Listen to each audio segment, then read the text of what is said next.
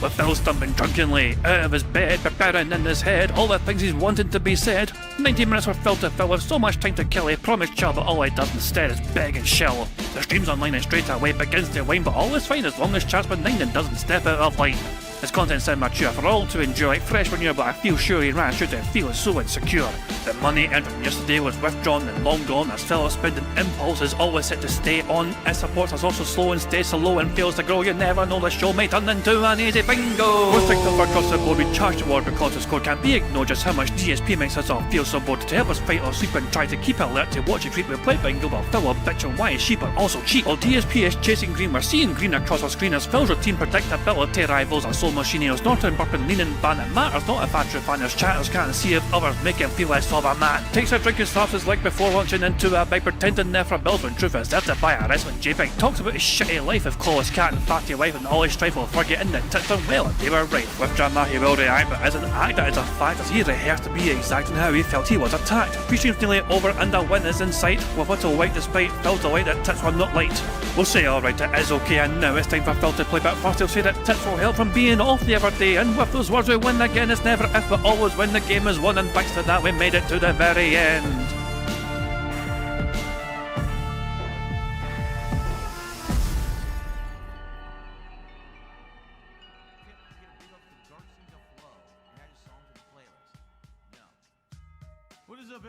Hey guys, King Janet here, and welcome back to DSP Bingo for what is today, Monday, the 11th of May 2026. I do hope you're all doing very well indeed, and I hope you're enjoying your week so far. The bad man is just showed up to his own stream and said good morning to all, and of course YouTube chat were not shy in offering their greetings of morningness to Phil Burnell. Still waiting for somebody to respond to after 2 minutes, but there we go. Kick chat of course is more active, you know what I mean, but they just fucking talk about random shit, of course, you know. So there we go. There you go. It was an interesting day for DSP yesterday. He had his React stream, and it didn't really go that well, you know, as usual. And Phil never bothered to upload a daily crap. This is strange. Although I have a couple of theories, okay? I think the most likely and obvious theory is that Phil didn't want anything to potentially distract from him uploading this video. So Phil had his best mixtape fucking React thing during the podcast yesterday, and it was a standalone edited video from Linux. So yeah, the fuck's going on up here? What the fuck's going on Phil's header? It's all fucking flashing. Load the image. I got no idea what's happening on YouTube. YouTube is a bit weird, but yeah, I think Phil was hoping that he may have been thinking the daily crap might have fucking deflected views away from his most recent upload on DSP Gaming, which is his mixtape fucking reaction. But it didn't actually seem to help whatsoever. After 15 hours, actually, let me refresh the page. Let me refresh the page and fucking give it a fair shake. After 16 hours, it's still 1.7k views. There we go. So yeah, also Phil played Pokemon during the day stream. The night stream was dedicated to the React stuff. And the React stuff didn't really do very well whatsoever either, you know. Like the live stream metrics, you know, part 2 of his live stream got 1.7k views as well. Just like I said in the fucking video from yesterday. It's funny, there we go. So yeah, I think Phil was hoping that he would have popped off in views on DSP Gaming if he had not uploaded a daily crap, but instead he just didn't get that much attention for his random mixtape fucking reaction, you know. So there you go. Yeah. Either way, make it that way you will. Alex is saying WPIG looked up in Big Go today. He looked at mixtape a while back and didn't hate it like he said he usually did. I mean, Phil Burnell being a contrarian, who would have fucking guessed, you know? He lied with his initial reaction? Oh my. But so yeah. I mean, mixtape has been on my radar for a little bit because people kind of... There was comparisons made in some capacity to Billy. You know? People have been wanting some sort of fucking sequel or some sort of like similar game to Billy for a long time. Mixtape obviously has a fucking bunch, you know, it's set in some sort of environment where it's like, oh, your students at school, coming of age sort of thing, you know what I mean? But it's like, yeah, but it's nothing like Billy, you know what I mean? So yeah, that's kind of why it's on my radar. I mean, you know, Bully for the theatre kids. There you can go. Oh, yeah. But yeah, long story short, I think Phil didn't do the crap because he was hoping this would get all the attention because his most recent uploaded video. It didn't. Nobody fucking cared, you know. So there we go. Same goes to his react shite. Nobody fucking cared, you know. So there you fucking go.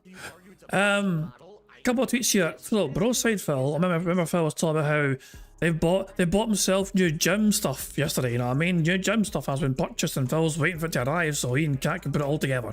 Broside Phil listened to what Phil said and he thinks that Phil has got something that looks like this. This of course looks like some sort of like jack of all trades sort of fucking setup here, you know? Obviously it does a whole lot of things all in like the one sort of go, it seems, you know? Different sort of kind of ways you can assemble things as well. You can look at the pictures down below actually in particular, you know? You can change some, like how things kind of sit to some degree, you know, depending on what you're using it for. It looks like it has got, as we got this little picture there, on that second to right picture there. It looks like there's like 7 different forms this machine could potentially take, depending on what you move it around to and all that jazz, you know. But yeah, Broside Phil thinks this is, you know, based on the descriptions, this is what he's got, roughly something like this anyway. And it costs about $700 for this sort of thing. And Broside Phil's opinion is that it'll have laundry on it in no time, you know. Sonny's asking, do I think it'll arrive before a Steam controller? Maybe. Very possibly. Valve are just fucking taking their time. They're just like fucking sending up a snail mail. Ah, hell, poor DSP. He wanted to review his Steam controller so badly and I can't do it because nobody cares. Fucking wow. But there you go. So that's what Broside Phil thinks Phil's got anyway. Something looks like this anyway. So this got tweeted yesterday. So Phil, so it's kind of funny this happened because Phil actually responded to this tweet here. Jeremy became a major logger. So Jeremy Hambley, or whatever it's called, deleted a Twitter account, it seems, you know, and somebody responded saying Jeremy became a major lol cow for off like 2 months and one big doc made him then immediately rage quit almost everything. Meanwhile, DSP is still trucking along after nearly 2 decades of A-logging and countless documentaries calling him a failure and retard. Ham's got no heart. Phil actually responded to this, I believe. I don't know if he responded directly to a tweet or if he quoted it or something, you know what I mean? But other people had their own like react to. Hold on. So did Phil respond to this one, or that was a different one he responded to? I know he definitely responded to something along the lines like yeah, exactly. He quoted it. Sorry, he didn't have. Actually, not only did he fucking quote tweet it, this one, you know. Phil's quote tweet: "I will never quit until I'm ready for retirement of my own choosing. I don't let what others say about me or do to me dictate my destiny. This indeed is the way." Which is bullshit, of course, because Phil basically fucking... He renamed his fucking podcast because Keemstar suggested it, effectively, by saying Phil was still on level 1. He fucking rearranged his whole entire wardrobe and what he wears on streams because the LTG fucking made fun of his fucking lack of riz, you know? So, Phil is definitely massively influenced by people who are around him, and if somebody takes a shot hard enough and Phil takes it to heart, he will definitely fucking act upon those words in some capacity to try and fucking show them that are fucking wrong or whatever, show them who's fucking boss, you know? So this tweet got a lot of people fucking talking, got a lot of tongues wagging, you know, and ALTs responded to this tweet. But you had to quote tweet this guy, you couldn't respond directly to his tweet. You had no choice but to, you cannot respond directly to his tweet. As far as was this tweet or was it someone else's tweet? I think it was someone else. Actually, sorry, my bad. It was someone else's tweet. You know, there was someone else who had a fucking strange tweet. Because who was it? You know, was it someone else? Yeah, this guy. This guy also had a comment here. Your detractors are probably too petty to admit this, but it's remarkable how you manage to not only survive but thrive as people uninterruptedly harass and sabotage you every step of the way over the course of almost 2 decades. You're a living example of anti-fragility, you know. And I mean, this is and you could respond right to this tweet. The offer has blocked you, so you can't perform this action. So I can't respond to hell, man, who the fuck this guy is, you know? And so I quoted to him saying, DSP thrives because of the detractors. If it didn't exist now, what he in current day as a content creator, he should be thanking the detractors for bringing him to attention of the likes of Aspen Gold, Casino, GameStar, Side-Scrollers, Moist Critical, etc. etc. etc. But yeah. But that being said, also responded to the original tweet here by this Mikey No More guy. Phil keeps trucking along, and that being said, responded saying, if this is trucking along, I'd rather be hit by the truck. Guys, can we get some support for Street Fighter 6? I had a terrible day earlier trying to play a great game. No one wanted to watch Slay the Spire 2. You guys are here for Street Fighter 6. Support the fucking stream. Let's get some contributions right now during this match. Let's go. I want to shout out contributions when this match is done, period. Trucking along. Just trucking along. Oh boy. Yeah, watch it, fat truck. Jesus. Anyway. And what else do we have here? I should know my Twitter, of course. Oh, Phil's microphone went live at 11:10. Okay, I will make sure we got him in pause then. I'll go back here. Hold on. I gotta go back. We gotta go back. 11:10, 15. Raw Phil must resync. That's fine. It's alright. Early attend. Well, we'll put him on pause there, you know. The fuck 3 seconds I missed. Nothing in the fucking Via was lost whatsoever ever. So there we go. One more tweet to go through, of course, here. This is during Phil's, well, I'm not entirely sure if this is during the quartering thing. I'm not seeing this yet. All I know is the content. All I know is a tweet. Paul's Pass had this clip here, 2.5 minutes long almost. Hey Phil, why didn't you cut down on your mobile game spending and eating out when you didn't have money? I have a feeling this is during the quality. Yeah, it is during the React stuff yesterday, okay? So I'm going to imagine it's going to be some double standards and hypocrisy at play here, with Phil commenting on Quartering's spending habits, maybe? In terms of like mental health. I mean, you don't have to work so much, but then you can't have a jet. You understand? Like, I work full-time 5 to 6 days a week right now. There was a time when I actually had to work 6.5 days a week just to keep things going. I had no time off. And that was many years where I had to work that hard just to keep stuff going. Now I'm doing good enough that I can work probably, 5 to 6 days a week. Sometimes I can have an extra day off a week to spend time with my wife, which is very nice. And again, thank you all. I appreciate you all for allowing me to have that. Okay? But it's not even coherent. He's complaining about how much he's working, but also he has a jet. If he's been drinking, like, well, then stop spending so much. Stop living this lifestyle of this insane amount of money that you need to keep going. Because it sounds like he just got stuck into this cycle of always, what's the next grift? What's the next project? What's the next thing to put money into? And yes, this has allowed him this life of affluence behind the scenes, but at the very same time, it's completely grinded the man down to dust. You have to be fucking shitting me. The king of spending. The king of fucking shopping on Amazon every fucking day to get random shit because he has money. Fuck off. Nah. The double standards are fucking ridiculous right now. And now he's falling apart at the seams. He's always drinking too much, or he's overly tired. It could be a combination of the two. And that's driving him into problems on Twitter and social media. That's now affecting his work. And so when he even sees a tiny decline in views, he flips out at it. Oh my fucking god! Oh my fucking god! No. This is. There's no fucking way. How can he fucking sit there and say this with a straight fucking face without realizing this is exactly him? Man, that means now I might have to work even harder or whatever. I think he built himself a prison. Like, he actually walled himself in with bricks.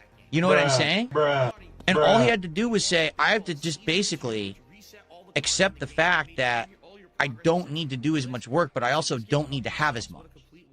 Motherfucker. No, I wasn't prepared for this. I wasn't prepared for this fucking levels of fucking delusion. The double standards, the hypocrisy, the bullshittery. I was not fucking prepared for this. I was not fucking prepared for this whatsoever.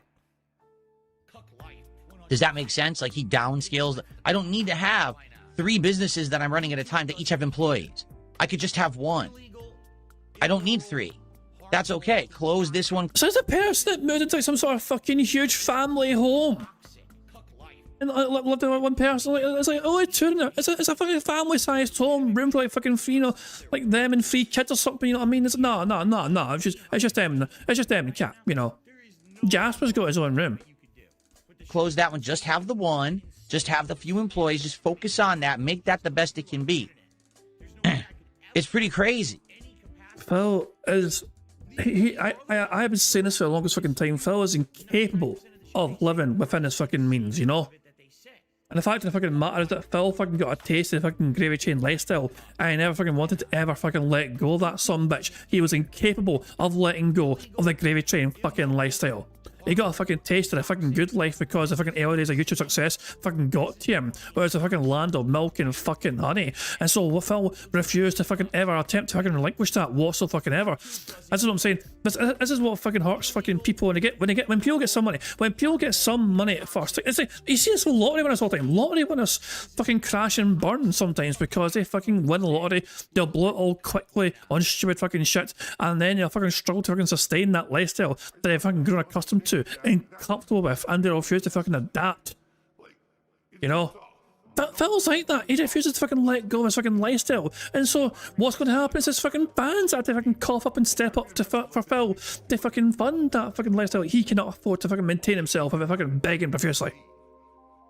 Because he's killing himself. Like, who is killing him? He says it's the algorithm, and he says it's these people attacking him. But the people attacking him are actually what's driving his growth, because that's what gets people to rally around him and behind him. He says it's the YouTube algorithm, but every time the algorithm affects him, he asks for more money and he gets it. So the only thing that's really killing him is him.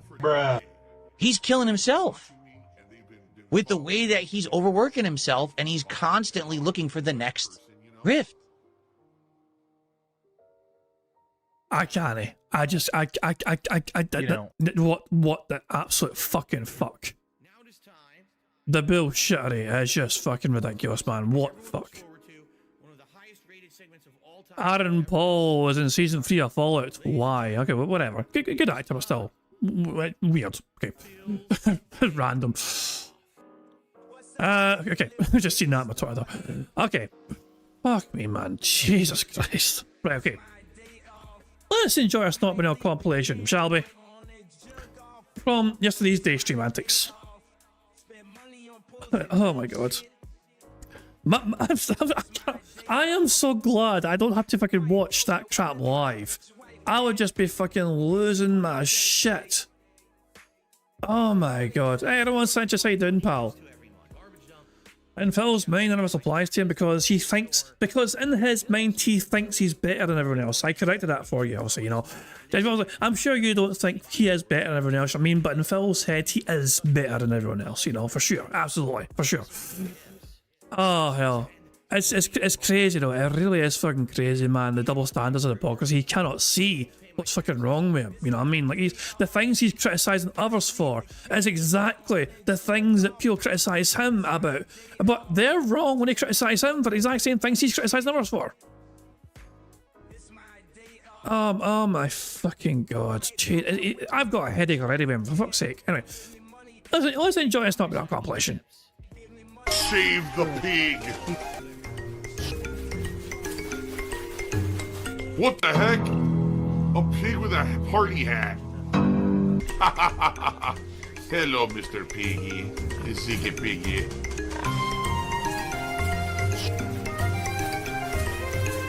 Save the pig, the game.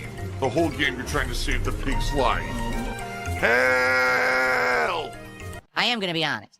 It didn't work at all. Alright, the edited video, I'm not even kidding, as of now, I think has like 1,400 views in 2 days. Yeah, that's not good. I tried. I think, for the record, I think the video is superb. I think the video is very well done. With the supplemental stuff put in, the memes that are put in. It's a very good video.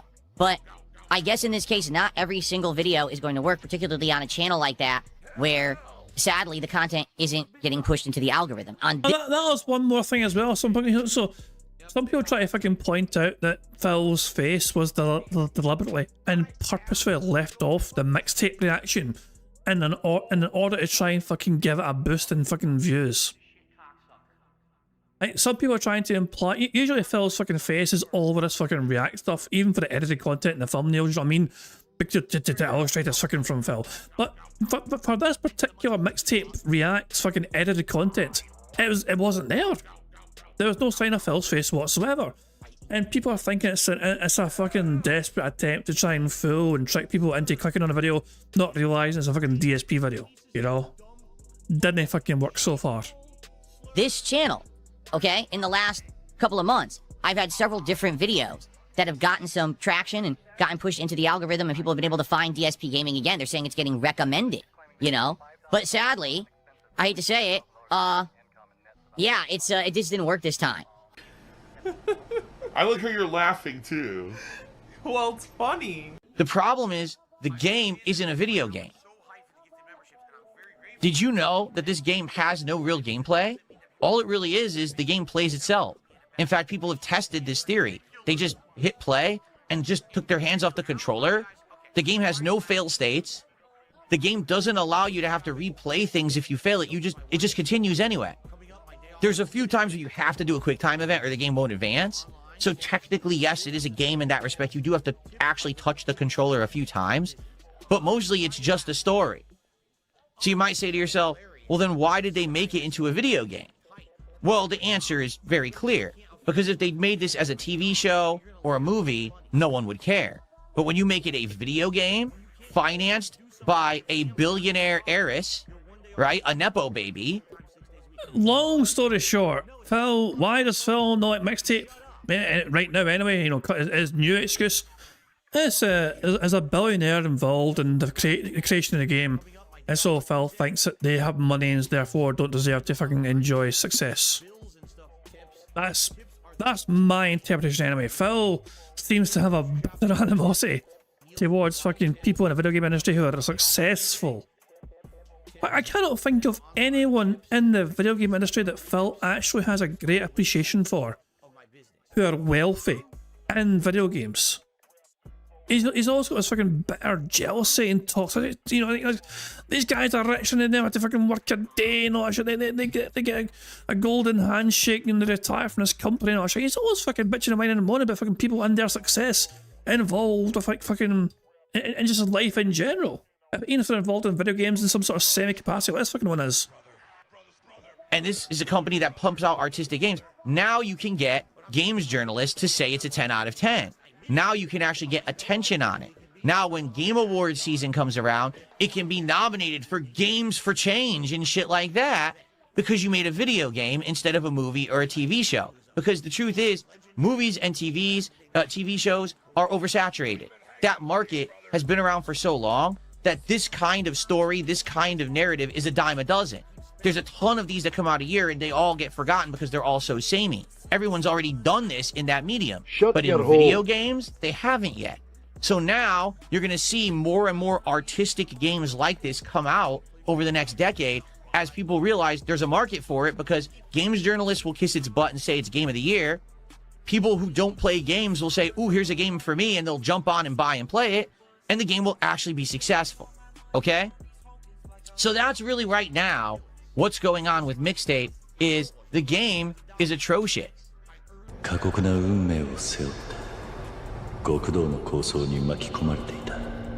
I was able to measure, and my wife and I looked at several options, and we picked out a weight machine, and we purchased it. Now we're just waiting on details about, you know, how long it'll take to ship and get here and all of that. We purchased an actual weight exercise machine that we're going to build in the house, and I'm going to start working out with once it gets here, you know, and get set up. So it was a big step because I've never done anything like that before. I've only ever used free weights in my life. So this is the first time ever using a machine. My wife actually has used exercise machines, so she's going to know more about this thing than I will. She'll probably figure it out quicker than I will. That douche kid. Cheers as a cat. Okay. She's actually getting much better. Finally her cough is starting to subside. She's still coughing, but it's finally starting to subside. She's been sleeping downstairs recently because she's been choking so much that it's been keeping me up. So she's actually been sleeping downstairs recently. And so it's good because I can actually get my sleep, but it sucks because I don't get to like be with her at night when she can't get to sleep. You see what I mean? Why don't you sleep downstairs instead, you fucking dork? In that situation, shouldn't the husband kind of say, okay, I'll sleep downstairs, honey, you know? You're not feeling well, you know what I mean? You get comfy. You know? I can't. Why was it more of a big deal with us at the time? Why would Phil not offer to sleep downstairs instead? I'm just thinking, like, that's what I mean. I've been in that sort of situation before where I felt, you know, if sometimes I think so, Phil is a snory bastard. Phil has to fucking try and get things to like, because remember, Phil has showed off some of his fucking things before in the past when, you know, back when fucking maybe Liana was there. And apparently Phil's snoring was fucking insufferable as all hell, you know? Jesus, man. But what the fuck, man? Holy shit, you know? Well, Phil could have went, honey, you know, you rest up in bed, you get comfy, you recover as best as you can, I'll take down. Nah. Phil's like, hey, bitch, you're keeping me awake with that cough, you get the fuck downstairs. I mean, it sucks. Please support the stream if you can. Super chats, memberships, and gifted memberships on the YouTube side. Also super stickers. Kicks, subs, and gifted subs on the kick side, and of course tips via PayPal. All appreciated. You're fucking stupid and deserve Let's get this to to a $500 stream. I'm just kidding. Let's go.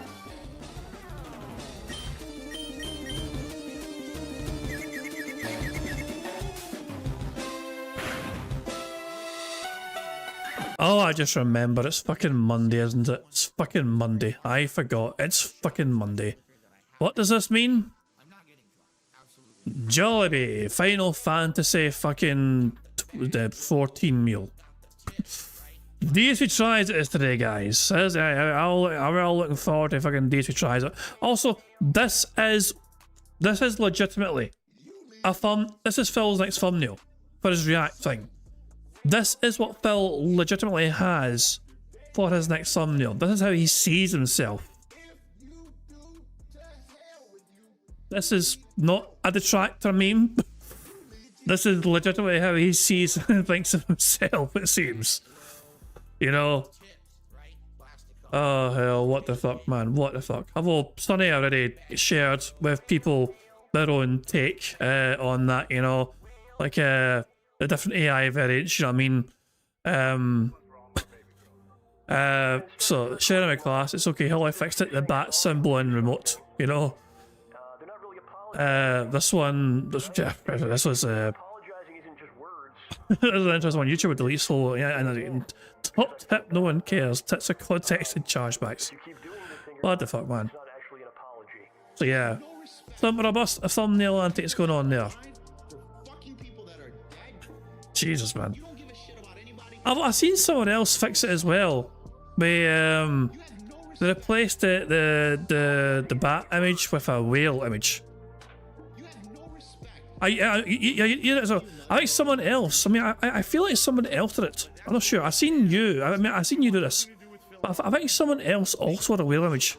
I think someone had the same idea as you, but I can't mind where it was. Anyway.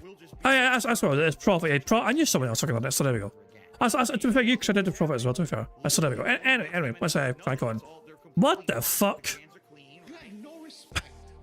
What the fuck?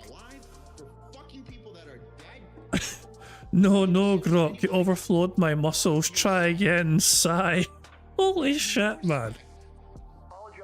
God almighty.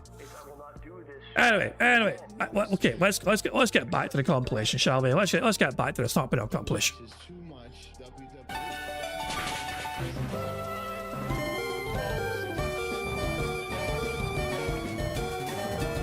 Get fucking screwed!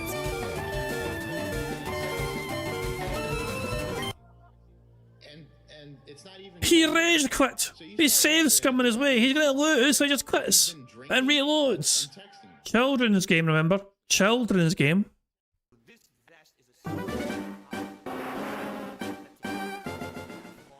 This is the fucking Shawshank Redemption, right? But with more tunneling through shit and no fucking redemption.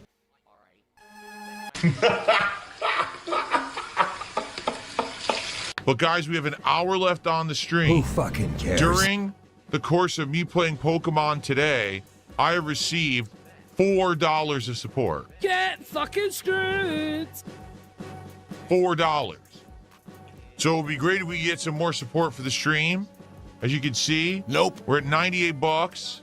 Let's go. Let's get support for Pokemon Fire Red. Been one of the most supported streams and series I've done all year. Let's go. I'll be right back after I pee, and we'll spank the dandy lad. We actually seen this before I stopped playing Bingo today, and I was so pissed off at fucking it. He's sitting there with pretty much $100 in support, and it's not enough for him. He's actually sad that it's only $98. He wants fucking more, and he's fucking get the fuck out of here, man. I mean, a $98 fucking dollar day on any fucking any sort of fucking stream is to me that'd be massively fucking successful.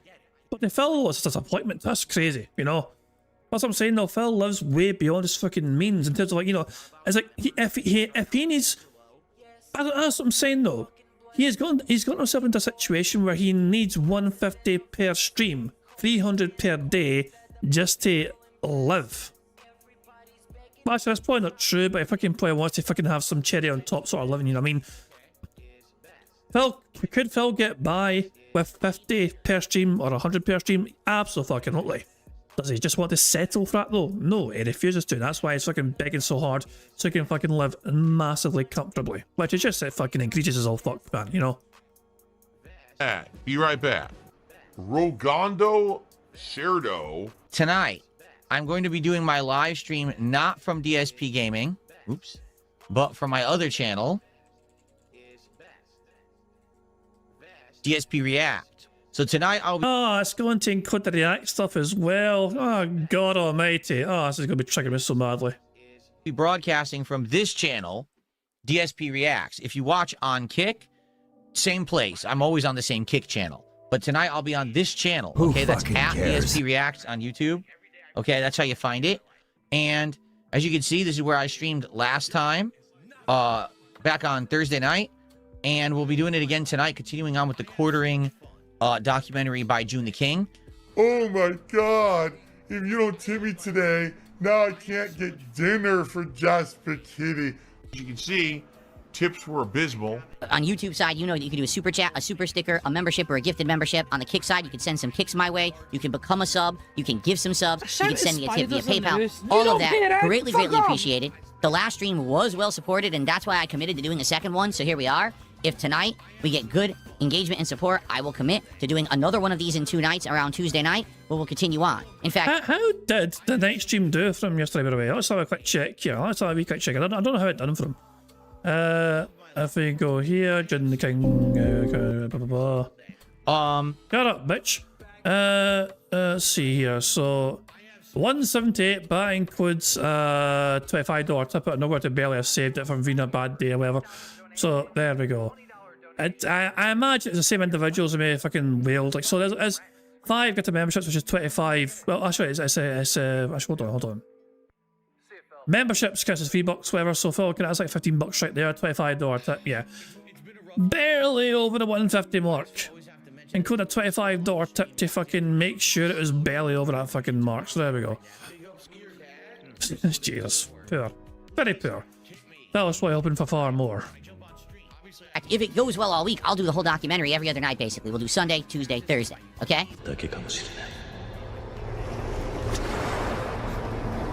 Katarina for the first sub of the night. I appreciate that very, very much. I don't even know. That's disgusting. Someone did 500 kicks and their name is so gross. I'm just going to say... gross person did 500 kicks. Thanks. You gave yourself 500 kicks? That's about as far as you're getting. To me, someone who absolutely forces themselves to go to Walmart is you're just trying to stretch your money to the maximum.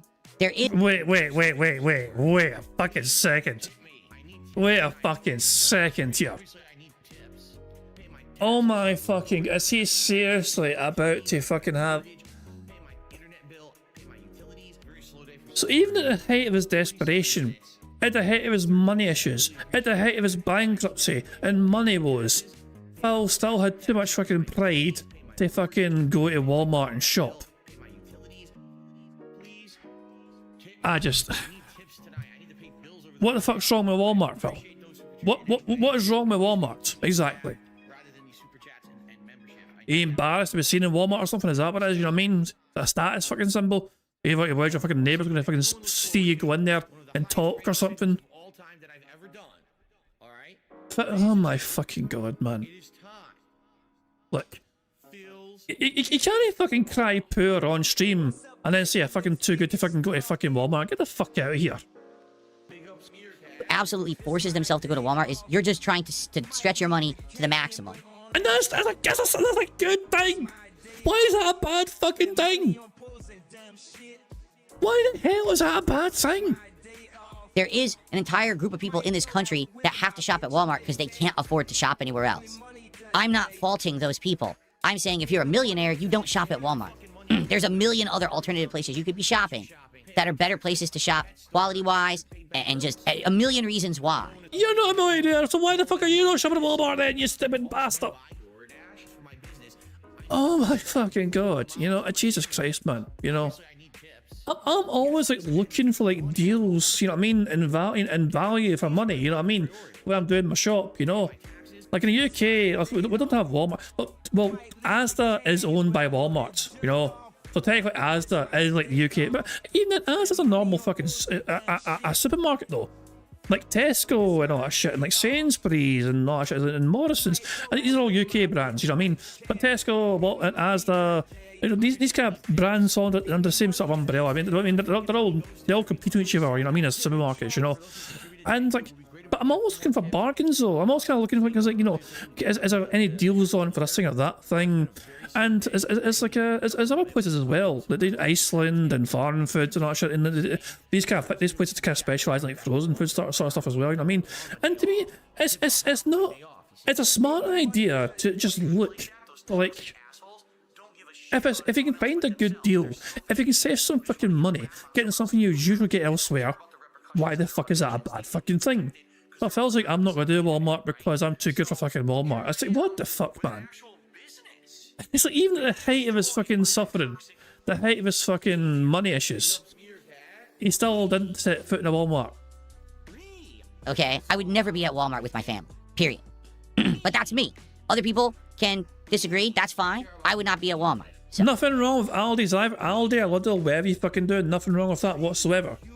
I do have one near me actually as well, like an Aldi. Oh, I always get mixed up with fucking which way, you know what I mean? Because it's practically the same fucking logo. But yeah, I mean, I have some of those near me as well, and yeah, if I need to go in there sometimes, I will go in there sometimes to try and fucking look for some more bargains as well. It's just crazy that he's. It's mental. Wait, hold on a second here. I probably say your aunt's a millionaire. She shops at Walmart and Superstore. Your aunt's a millionaire? DSP Bingo. So, okay. That's right. This is the United States of Phil. I am the supreme being. I make the rules, and what I say goes. Makes a joke tweet. It's obviously not real. He's saying he's trying to call out this other guy's hypocrisy and says, well, here, let me make a tweet now with absolutely no evidence. It's obviously false, but here you go. Here's an accusation towards you. How do you like it? For some reason, this guy takes it seriously and goes and attacks him. Okay? I don't think that's justifiable in any way. The attack. The internet is the internet, and it doesn't matter what people say about you on the internet. It's on the internet. You know what I'm saying? Like, it's not like this guy was having concrete consequences that were ruining his life because of a tweet that Jeremy had made. I don't think he should be seeking him out in real life and trying to beat him up like that. Okay? And I wonder if that shook Jeremy to the point where he's wondering, ooh, maybe I'm going down the wrong path because even though I'm making tons of money, this could happen. You could have one guy who's unhinged and come after me. And then that could be incredibly dangerous, right? However, knowing what we know about Jeremy or the quartering, is he going to capitalize on this? Is he once again going to say, well, rally the troops, support me because this happened to me? That's the question. What I'd like to say is if you're enjoying this right now, if you're watching live on YouTube, please give the stream a like Engagement is key. This channel, DSP Reacts, has no engagement because I haven't used it in ages. So you just liking this stream today helps this a lot to get seen in the YouTube algorithm. If you're watching this video on demand, when it becomes an on-demand video on demand, VOD or whatever they're called, please like it, leave comments. The engagement is critical that this channel can be seen and people can find this content again. If you're here live, you can support the content. Thank you for the super chats. Thank you for the memberships. Super stickers also now show up and pop up on stream. Thank you for the kicks. Thank you for the subs. Thank you for the tips. Thank you everyone who supported tonight so far. We got another hour to go. All right. So let's go. Let's go. Let's keep going. Let's see how far we can get tonight. Nope. Will absolutely, positively do their best to milk you for money. It drives me bonkers. And these people are way more successful than me. So maybe I'm doing something wrong. Maybe my methodology has been wrong all along. And all I should have been doing is thinking about how do I get money today. Motherfucker. What? Shut the fuck up, you cunt! What? I'm at a loss for fucking words. I'm actually at a loss for fucking words. I'm for fuck's sake, my brain's breaking. Methodology has been wrong all along. And all I should have been doing is thinking about how do I get money today before I even think about what content I'll put out to do it. Maybe that's what I should have been doing endlessly from day one. Because everyone there is doing better than me. The guys from Painkiller already do better than me. Jeremy does better than me. So maybe I'm the fool here. I've said it before and I'll say it again, okay? Phil, as a content creator, is... Okay, I mean, first, he's still... Phil Burnell, as a content creator, is making 6 figures per year and has done for the last 15 plus years, okay?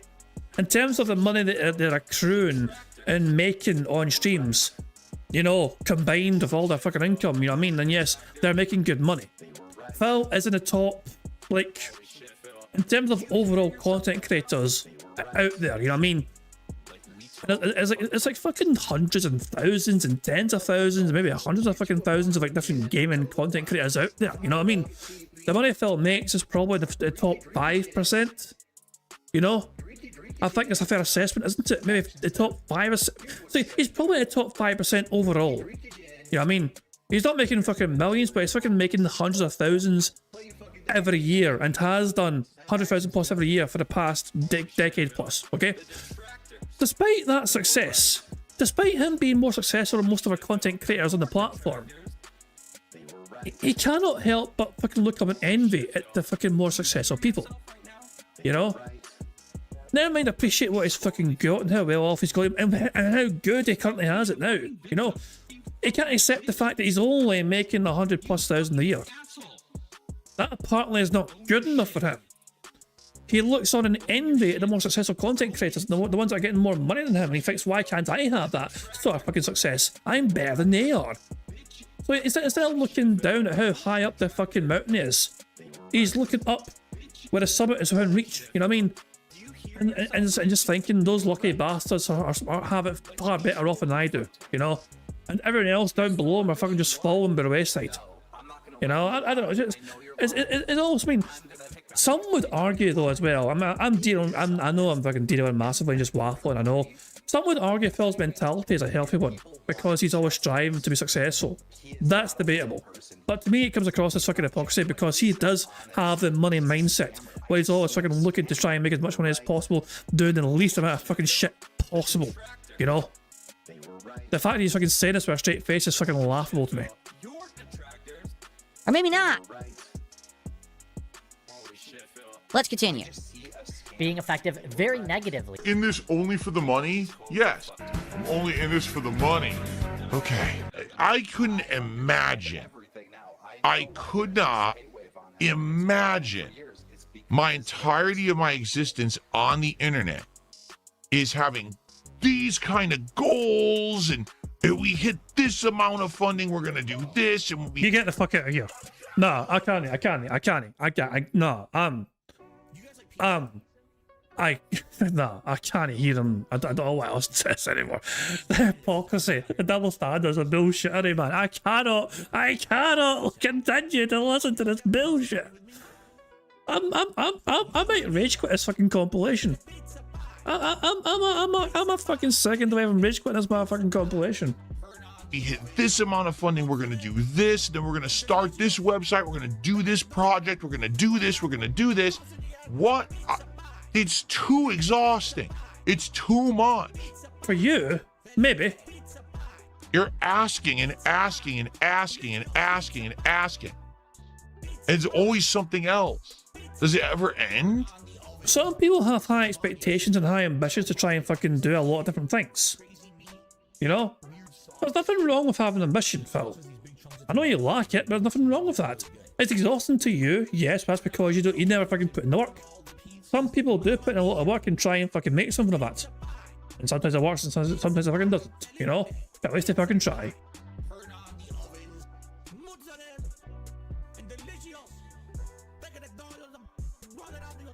What are you talking about? How dare you say to look in the mirror? What mirror? I don't have one. Hold on. My phone is kind of reflective. Hold on. Scottish! Scared. How dare you make me look at myself?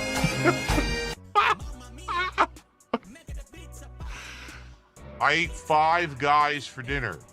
Again, I get it. Again, there's parallels, right? But it would be hard to make a documentary about me like this. There was one.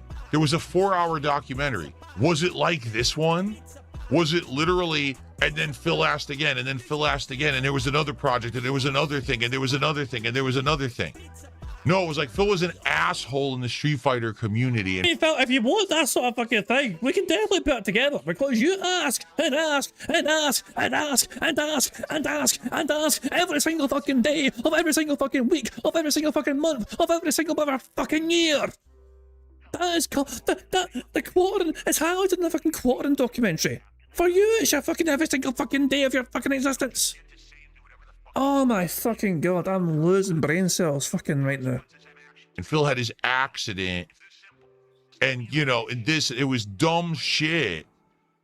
It wasn't anything like this. Is just like endless fundraising, and it's just, I'll be honest with you, there's some things that I'm laughing at and I'm enjoying, and I am liking that I'm understanding the history of this man to know what's going on right now. But I'm actually starting to get exhausted. You're exhausted at someone else begging this much? Really? I wish I could relate. Just, is the rest of the documentary like this? It's just, so here was the next thing he did to raise money. Here was the next thing he did to raise money. And then there was money, and there was money, and money. I'm tired of it.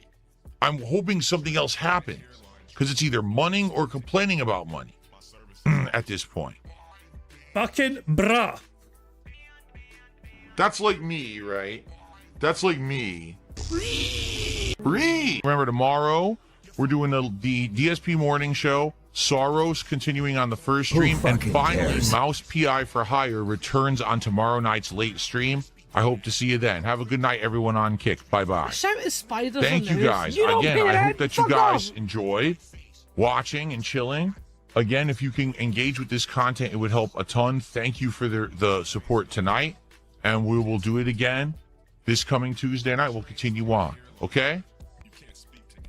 There's still this back here, and it's still in the back of my neck, the back of my head, the back of my mind, and it's always telling me it's WWE Champions time. I love it. I love it. I fucking hate it. I fucking hate it personally. I'm annoyed. I'm annoyed hearing that fucking bullshit, man. Oh, Jesus, man. I don't think I can fucking watch any more of that. The worst part is I've now got to endure live DSP, for fuck's sake. Oh god, help us all. I bet we'll try our fucking best. We'll try our fucking best to get through it. I need a random number, you guys. The first number in chat I see will be a number that I use to generate today's bingo cards and make sure it's a good, robust, wholesome, meaningful, specially created number so we can hopefully get a full house. And the first number I saw in the chat was from the Baron, who said 69. Nice. Here we go. We need Phil to say and do the following on today's bingo card. We need Phil to discuss politics in some manner, him saying sound good, him slapping his leg, him saying experiment, and feedback. The second row is Phil ignoring a troll tip, him laughing, him being all defense mode, him saying okay, and him being all clown mode. The third row is Phil saying honest, him pig explaining something, him flexing his little arms, him saying stupid, and DSP tries it. The fourth row is Phil saying FYI, no exaggeration, content, him getting at least $50+ in support, and him suggesting Q&A or doing Q&A. The fifth and final row is Phil saying positive, him mentioning his RGBs in some manner, him saying excited, him smacking such, and finally him saying voted. That's the bingo card we have for today's show. Now, of course, there's a variety of ways we can get free spaces to help us on our way to our Full House bingo card. For example, for every 10 sips, snorts, or burps that Phil commits, we get a free space. For every 3 minutes and 20 seconds Phil begs, we also get a free space. If Jay shows up to Phil's stream, when Phil says hi to Jay, not only do you get a free space for that, but a celebrate free space to enjoy this animation. Squeak, squeak, a free space. If Satan shows up to Phil's stream, and Phil says hi to his good buddy Satan, not only do we get a free space for that, but a celebrate free space to enjoy this animation. What's up, Satan? Good to see ya. Those are some ways Phil can get his free spaces, but you guys are also in charge of ways we can get free spaces too. For example, for every 5 new or renewed members we have to the bingo streams, we get a free space. For every 5 super chats of any level, we get a free space. For every £5 in tips, we get a free space. And of course, in my opinion, the best way to get free space is just to like the damn stream in general. 25 likes gets us 1 free space. 50 likes would get us 2 more free spaces. 75 likes, 3 more free spaces. And 100 likes on the bingo would be 4 additional free spaces on top of all of that. And every time we get a free space with you guys liking the stream, we celebrate that free space with an animation. So there we go. So, and we have 6 free spaces carried over from yesterday because we earned a bunch of free spaces during hardcore mode during yesterday's bingo card, you know what I mean? So yeah, when we have hardcore mode enabled, the free spaces don't count for that hardcore mode, but they will carry over to the following day, which is why we start off today with 6 free spaces. So there we go. So those are all the ways we can get free spaces. You guys can control some of the ways. The rest of the ways are controlled by Phil and his bizarre body functions, as well as him begging like the little bitch that he is. So there we go. Good stuff indeed. There are some more things to cover, of course, but I'm going to AI Marble Phil Bonnell. Pike's putting it all for us right now, so take it away. Hello, AI Phil here in the digital flesh for Bingo Baddies Marbles game. By entering the exclamation point marbles in chat, or scroll down the description in the video to get the link to enter. At the end of each month, a first, second, and third prize winner will win a cash prize. Now, if we get a full house on the bingo card, marbles will run to determine a winner for that day and will win a prize on the wheel, which could be used for future games. It's just that easy. There you go. Make sure you have your own comment locked in and secured if you haven't yet done so already, so you can hopefully potentially win one of these prizes, such as a Scottish soundboard pass, a full house ticket, or an intro shout out. Personally, I'm still enjoying my Scottish soundboard pass. I'm pressing that whenever I damn well want to. Fuck's sake! There we go. Nice stuff indeed. Sunny suggestion, Sunny just showing all the emojis that we have currently and saying might need a change on some old ones. The problem with that, Sunny, is that if I try and amend any emojis now, I might lose a whole bunch of them because those emojis happened at a time when we had more members, if that makes sense. So if I try and amend any of them, it might not let me. I'm not entirely sure if that makes sense. I'll need to look into it later on, but I think because I don't have as many members as before, it might take away some of those emoji slots, if that makes sense. So, but yeah, apparently YouTube is kind of finicky that way sometimes with that sort of thing. But I'll look into it later on. But there you go. Good shout, good shout. Anyway, so yeah, that's bingo. That's always to get free spaces, not jazz. And yeah, make sure you have a comment locked in if you haven't done so already to get your own marble secured, and you could win a. If you get a flowers today, of course, your marble could be winning one of those bingo prizes. But of course, there's one thing we have to do before we start playing bingo, and that is for us to press that on the Scottish soundboard button to send us off into battle once more. I'm Scottish!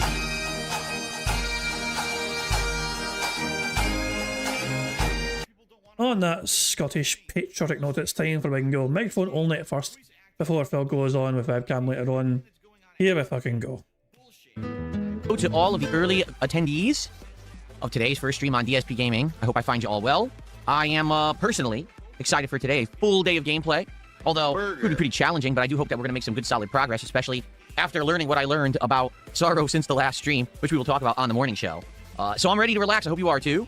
As usual, today it's a morning show, which means roughly an hour to just kind of hang out, build up attendance, relax together, and just see what you guys want to chat about, whatever's going on in the industry, right? Or whatever's going on just in general today in life. And then after that, the continuation of Sorrows, as we are once again taking on level 3, and hopefully persevering past it and continuing on with the game, seeing new stuff today. So, good stuff, everyone. I'll be back in just a minute to start the morning show up, probably early today, because I'm already, set up in here and ready to go. So is Jasper Kitty. He's ready. He's right here getting some pets. And we're going to begin shortly. Okay, I'll be back in a few. See you then. Pile of pish. So, yeah, apparently Phil started earlier than usual. So I wonder how much early. Well, he was early. He was very early. 20 minutes past. And Phil's live. My God. How bizarre. Anyway.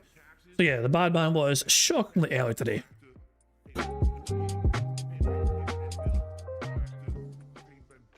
Good morning, everybody. Hello and welcome to the DSP Morning Show here on DSP Gaming. Today is Monday, the 11th of May, 2026. I'm DSP, and I'm ready. I'm ready to chill. I'm ready to hang out with all of you, build up some attendance, and have some good fun. I'm actually getting a live update. I'm not even kidding. This very moment. Team controller? That my Steam controller will be arriving tomorrow, but sadly, they're not giving me any proper ETA, like during the day. What they're basically telling me is end of day. Lol. Well, guys, as you know, here's the deal. I bought the Steam controller now exactly 1 week ago, okay? And I got it on release day with the expectation that I was going to get it and be able to unbox it, review it, and use it for gameplay. You naive daddy. And here we are, a week later, and it's not even close to being delivered yet. They really, like Valve, really slow boat shipped this thing. Probably, like, discount cheapest way. And so I apologize to those of you who were hoping that I was going to do like a quick review of this thing. I can't review it till I have it, okay? If there had actually been a way to rush the shipping, I would have done that. They did not offer that. So I'm just stuck waiting until it arrives. When it does arrive, we will do an unboxing. We will test it with various games over the course of the week. And I'll probably do like a review of what I think about it. By the end of the week, I'm actually thinking I'll use it in a game like Directive 8020, probably with mouse PI for hire, and probably at the end of the week, I'll try to play some Street Fighter with it. And I'm curious how the touchpads are going to work, controlling in a first-person shooter with mouse PI, but also for fighting games. Do you think you could use the touchpads to actually do like inputs? Like, could I do a Shoryuken or a spinning pile driver? That would be interesting to figure out. So we're going to see how it works once it gets here, okay? So my apologies. I literally just got the live update right there. It's still en route. So good morning, everyone. Welcome to the DSP Morning Show here on DSP Gaming, where we chill, we hang out, and we build up attendance for my very first gameplay stream of the day, which is going to be the continuation of Sorrows, which I'm very excited for, because I found out some good news. Okay, are you ready for this? For those who attended my last Sorrows stream, you'll know that we've been in World 3 for about 3 hours now, okay? And it is pretty challenging. The problem is when you get to the end of World 3, there is a arena with a mini-boss with a boss meter and everything. And it's pretty tough because it hits you for so much damage, it's pretty ridiculous. Like, 2 hits, you're dead. And there are very minor health upgrades in the arena, not many. I've gotten this guy down to about a third of his life, but I haven't beaten him yet. So I'm interested, in what's coming next. But I'm like, man, I'm kind of feeling defeated. I spent 3 hours on this guy and haven't gotten past him yet. You looked up a guide. Wait. So you spoiled something for yourself because you were struggling in the game? Wow, what a surprise! Not. He's only the mini boss. Okay. Well, come to find out, no, he's not. He's actually the boss of World 3, which is confusing. Because I'm like, wait a minute.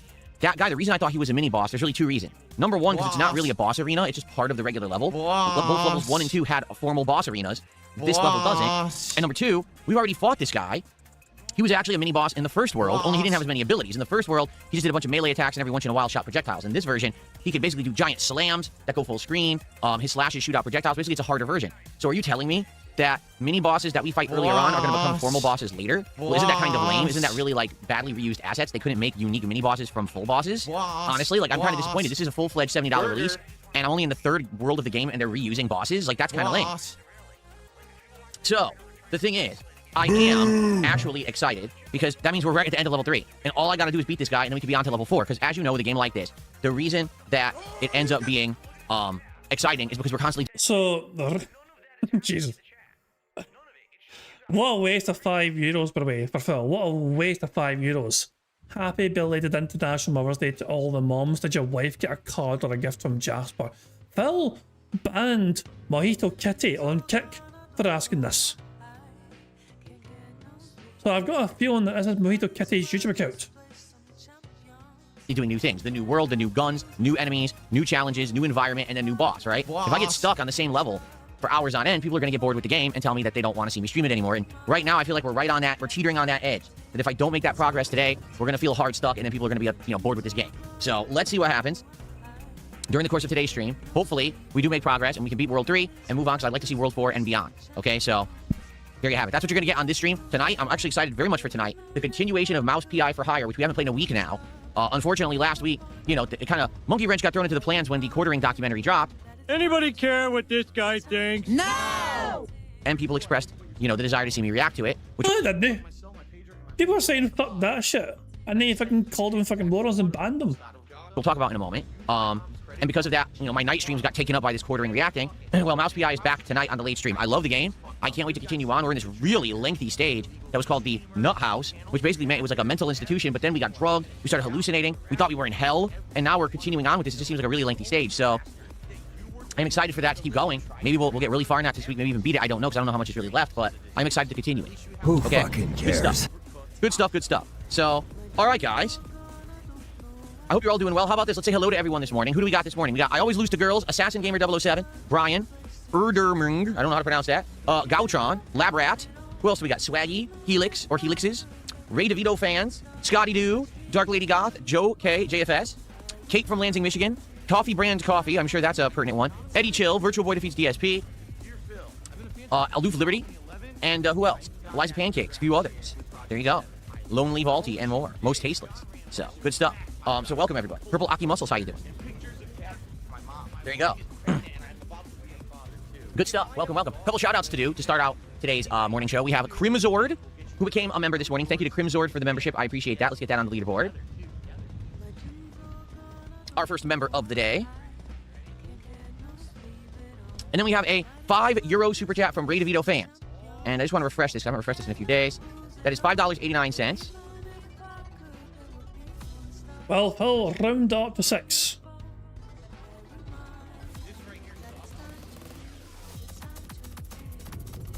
He says, happy belated International Mother's Day to all the moms. Was it international? Because I know that it was American Mother's Day yesterday. I called my mom, had a nice conversation, and her present didn't arrive yet. I was like, oh, it's delayed. I knew it because Why did you not send earlier? Your poor mother, Phil. way things are going in the United States, everything seems to be shipping delayed these days. She didn't get a present yet, but I'm sure it's on the way. But we had a nice conversation yesterday, got caught up. I told her about everything I'm up to, etc. And, So, he says, did you get your wife a card or gift from Jasper? No, I didn't. Anyway, thanks for the euros. I appreciate that. Phil did not count it as $6, by the way. So, the membership was $3, and his counter super chat is $5. Even though super chat equates to $5.89, Phil counted it as $5 flat. Just round it. So he didn't round up 11 cents. Phil technically has pretty much $9, but he's not counting it. Is that? Jesus, man. Oh, Jesus, man. So I can imagine a phone call now. You know what I mean? Hey, Mom, did you get your present yet? He's no, Phil, no, son, I didn't get it yet. He's like, I have it worse than you do, Mommy. I've been waiting for my Steam controller for over a week now, and it hasn't arrived yet. So, you think you're suffering? Don't forget, I'm also suffering waiting for the fucking US Postal Service to fucking deliver the goods. Oh, well. You got any money for me? what's up, everybody? Good morning. What do you guys want to chat about this morning as we start to build up attendance for our Sorrows stream, which will take place in roughly an hour? This song sounds like a PS2 game. It does. It's like a PS2 racing game. Let's see what this song is called. I can't wait to see the name. Who Ready? fucking cares? Synth bass high active trance. Oh, that's my favorite. Okay.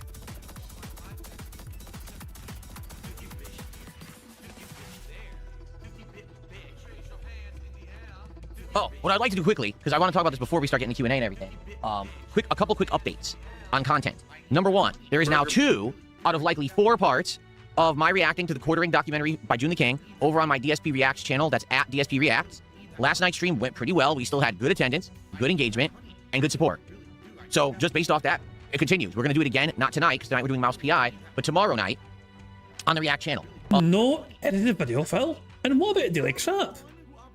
I hope it keeps going well. Last night we got into basically when Jeremy became the quartering and the years. I think we covered the years of like 2019 all the way through like 2022, something like that. How the controversies he got into, the ups, the downs, I'd say financial troubles. Except I'm not sure he actually gets into financial trouble. He just asks for more funds to do more things, even though he's supposedly a millionaire and he owns a plane and stuff. At least from what he tells me. So yeah, it was interesting. I think actually last night's stream was more interesting than the initial one, because the initial one was mostly old backstory, and this was really covering more modern stuff, some of the controversies and things he's gotten into, that led to some of his infamy on the internet. So that was pretty good. It's live right now. You can watch it in its entirety. No highlight clip this time around. It's just the raw stream. All right, so I hope that you'll give it a look. So far, roughly just under 2,000 views and climbing. I mean, it's only been 24 hours since it's been live, so hopefully more people will check it out. And like I said, so let's compare that to Raw Phil, shall we? Just under 2,000 views for DSP's live stream of it. Meanwhile, Raw Phil has 6.6k views on their live stream of it. You know? So yeah, Raw Phil has 3 times the viewership on the same live stream that Phil did. 3 times the viewership! Over 3 times the viewership! Go ahead, fuck, funny boy. in 2 more days, we continue with part 3, which I believe is going to get into more modern controversies. Okay? So that's number 1. Number 2, yesterday, I put out a highlight clip on this channel, DSP Gaming. If you haven't checked it out yet, it's a pretty interesting story about this game. No one cares. They should mixtape fucking take it. Nobody fucking knows is interested in it. Well, the more pertinent question is, why did you not do a daily crap? Mixtape that came out a few days ago that the entire industry is abuzz about, either for good or bad reasons. Some people claim they absolutely love this game. Notably, games journalists seem to really love this game. But a lot of normal gamers are basically saying it's not even a game. It's actually a 3-hour like fake game, an industry plant. And I covered that in my highlight video. It's actually about 17 minutes. See, I talked about over half an hour on the podcast, but my editor did a good job of narrowing that down, cutting it down to around 17 minutes, put in supplementary scenes and things to make it look better. And I think it actually is a really good highlight. I certainly hope that you will check it out if you haven't. It is the highlighted video on this channel. It's trending to have around 2,000 views today. That's the trend. It looks like in like 8 more hours, it'll probably hit 2,000 views. 2,000 views in a day is okay. All right, like I said. So I thought it's been more in a day, though. It's been a lot more in a fucking day, though. These highlight videos, what I'm really trying to do is get engagement back on the channel, get people to find the channel in the algorithm, and a lot of people commenting on the video were like, yeah, I found this video in the algorithm. So I'm happy that I'm getting recommended this kind of content because I actually like it from Phil.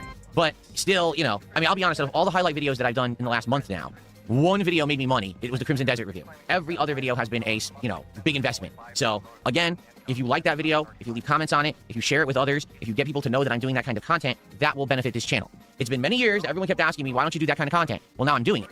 But now I think you're starting to see what I've been talking about all along. These videos, even though they're well edited, even though they hit on topics people want to see and hear about, all right, they still don't really catch on big because the YouTube algorithm doesn't favor old channels because people steal my content immediately and re-upload it everywhere. So it's hard to get attention on my real content. It just is. I feel like if I stay the course, maybe within a few months, maybe things will change in that regard, but it's hard.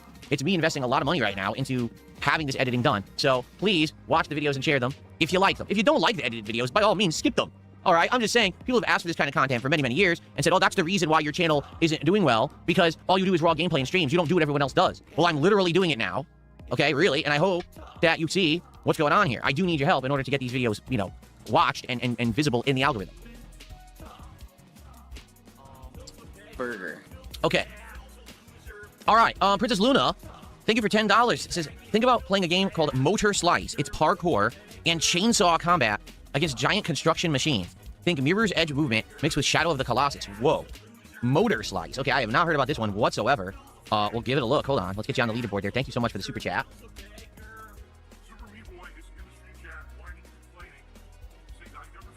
Okay. Motor Slice? Let's see. Is it on Steam? It is. Want to take a look at it? Okay, hold on. It looks low resolution. I don't know why it looks low resolution. Let's mute the pause the music. Okay, let's see what this is. Choppy trailer. This is Slicer P. Over. Slicer P.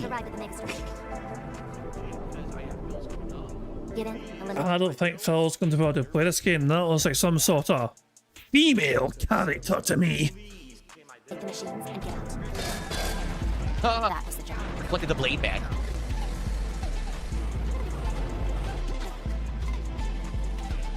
Things are never that simple.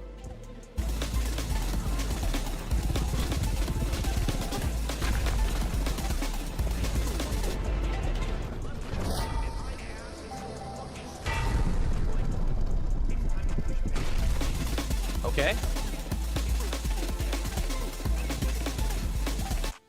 Now let's see what people have to say. Well, what do you have to say first, though? You just seen a trailer. What do you have to say? It's a demo. You can play a demo for fuck's sake, Phil. Fuck Saros, let's fucking play a demo of this game and see how it is, guys. Come on, no. You cannot form your own opinions. You're gonna fucking, basically use other people's opinion to fucking pretend it's your fucking point of view. Wow, that's fucking fantastic. Well done. Apparently, we've got 25 likes. Thank you, Prophet. We've got 25 likes on our free space on the bingo. And to celebrate those 25 likes, I think we should fucking have some goddamn trumpets.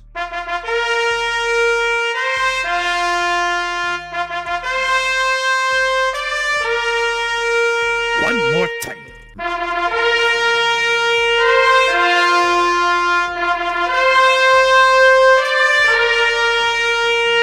There we fucking go. Good stuff indeed. Thank you very much, guys, for liking stream 25 times. Very kind of you indeed, because there's a free space.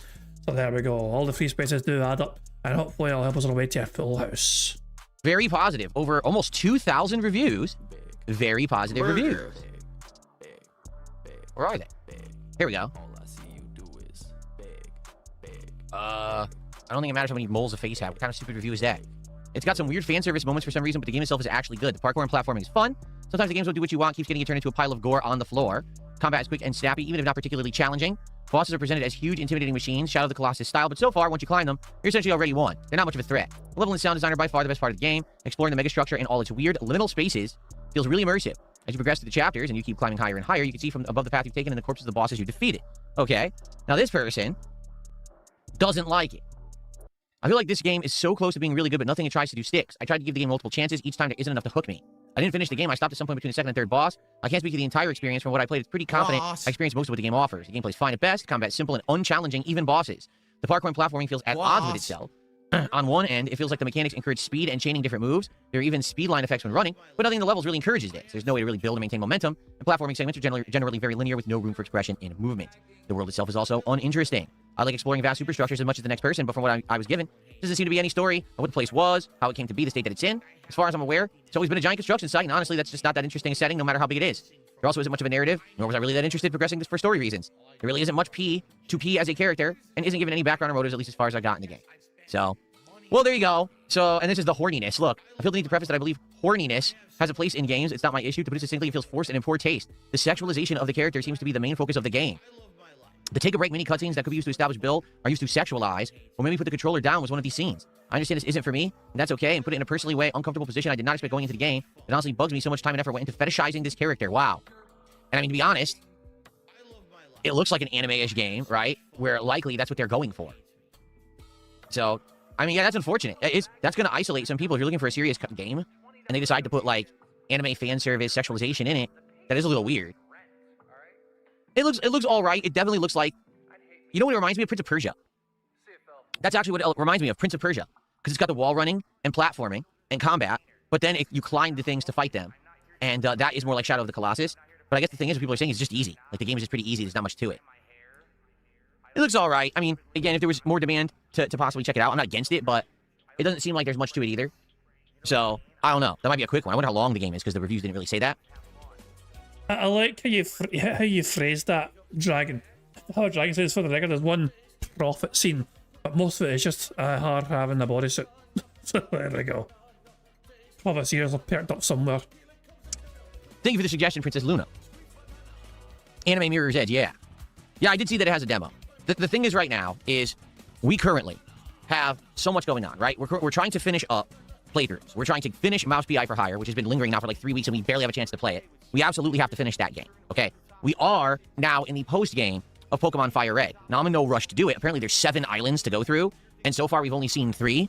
So there's 4 more islands of content to do, and I don't know how many streams that would take to get through. So we're still doing Pokemon. We're in the midst of Saros, which we're in the 3rd world. I don't know how many worlds Saros has. If I remember correctly, Returnal was 6. Am I right? That Returnal had 6 worlds. So if we're in World 3, maybe we're halfway through the game. I don't know. But the pacing is that basically we're kind of beating 1 world a stream. So we may have several more streams left of Saros before we get to the end. Tomorrow, we have Directive 8020. Okay? So already we have a bunch. For the record, the rest of this month is actually quite busy, okay, in regards to games we've already got scheduled, including Forza Horizon 6 next week. Then we've got Bubsy 4D, which is a maybe. At the end of the month, we've got 007 First Light, as well as Lego Batman Legacy of the Dark Knight.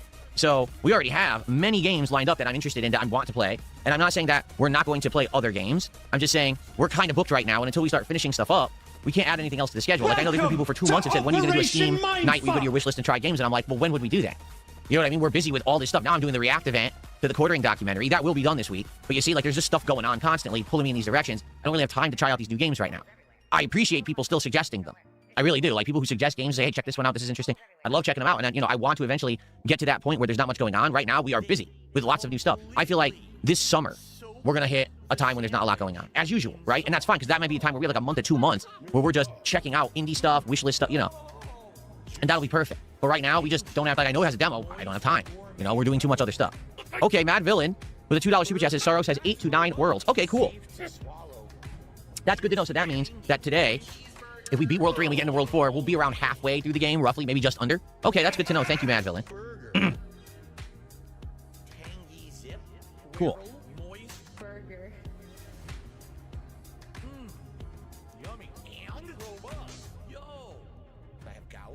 Why is he banning people on Kick? What have people done today to get banned on Kick? I'm curious here.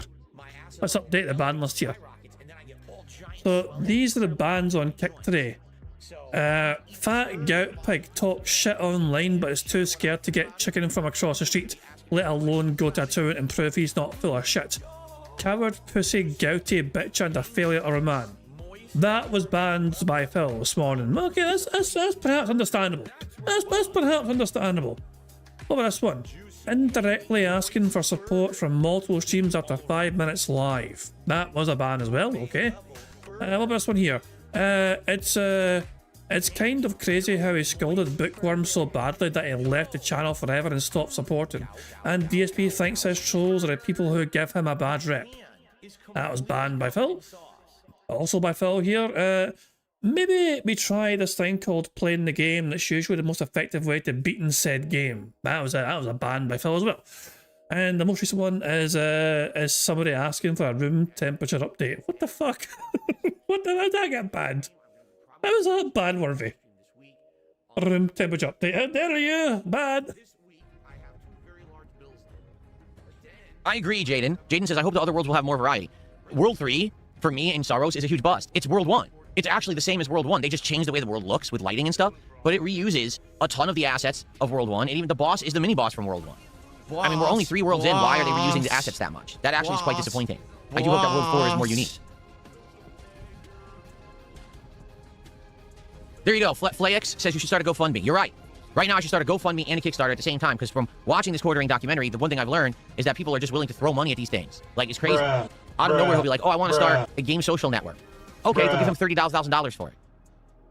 But he has no history doing anything like that. That's fine. Here's $30,000. So that failed. And then years later, he said, I'm going to start a games journalism website that has no bias. It's not going to have any lean one way or the other when it comes to politics. It's going to be very neutral. Okay, well, you already did a gaming social network. That failed, so your history in gaming has been failure. But that's okay. We're going to give you $160,000 to start your gaming news website. Maybe, again, I honestly think maybe that's where I've gone wrong. Maybe all these years I should have just had GoFundMes and Kickstarters and things like that. You know?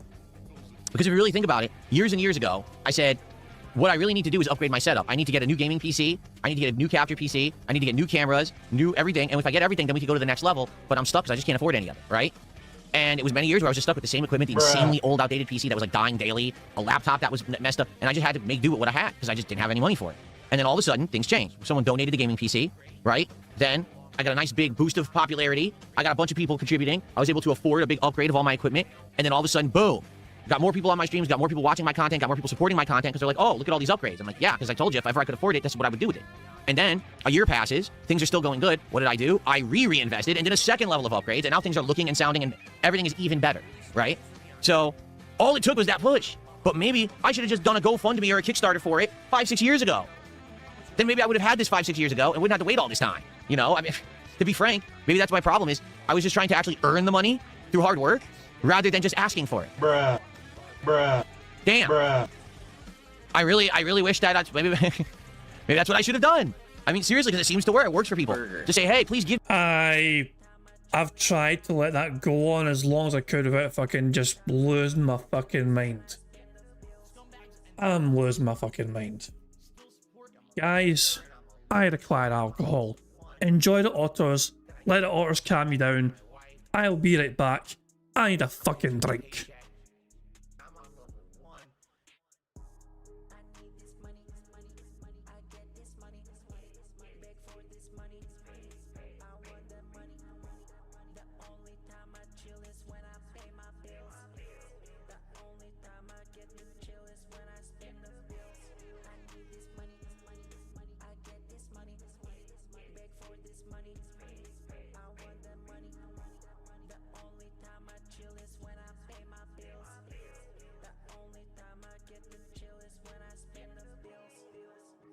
If you are watching his shows and you're paying his bills, you're a fucking loser. You should not support this guy. He had the opportunity to make serious money to entertain you, and he wouldn't do it. But you're gonna still fucking give him $200? You're gonna give him $50 to pay his fucking bills? Nah, you got a job. You keep your money. Fuck that guy. I understand that people right now are so hyped for the gifted memberships, and I'm very grateful for that. I mean, thank you. But I hope that that doesn't mean that people are going to forego tipping, because that would put me in a bad situation. And in particular, I don't know why you guys, okay, why are you laughing? Grocery shopping, tips. Meal with my wife, tips. Coming up, my day off on Tuesday, tips. Nintendo Online, tips. Bills and stuff, tips. Tips are the liquidity of my business. Why are you laughing? Oh, so hilarious that this guy has stuff financially tight. I literally can't afford stuff on Tuesday on my day off, and you're gonna laugh? Oh, that's funny. When you can't go and do something with your family on your day. Alright, I'm back.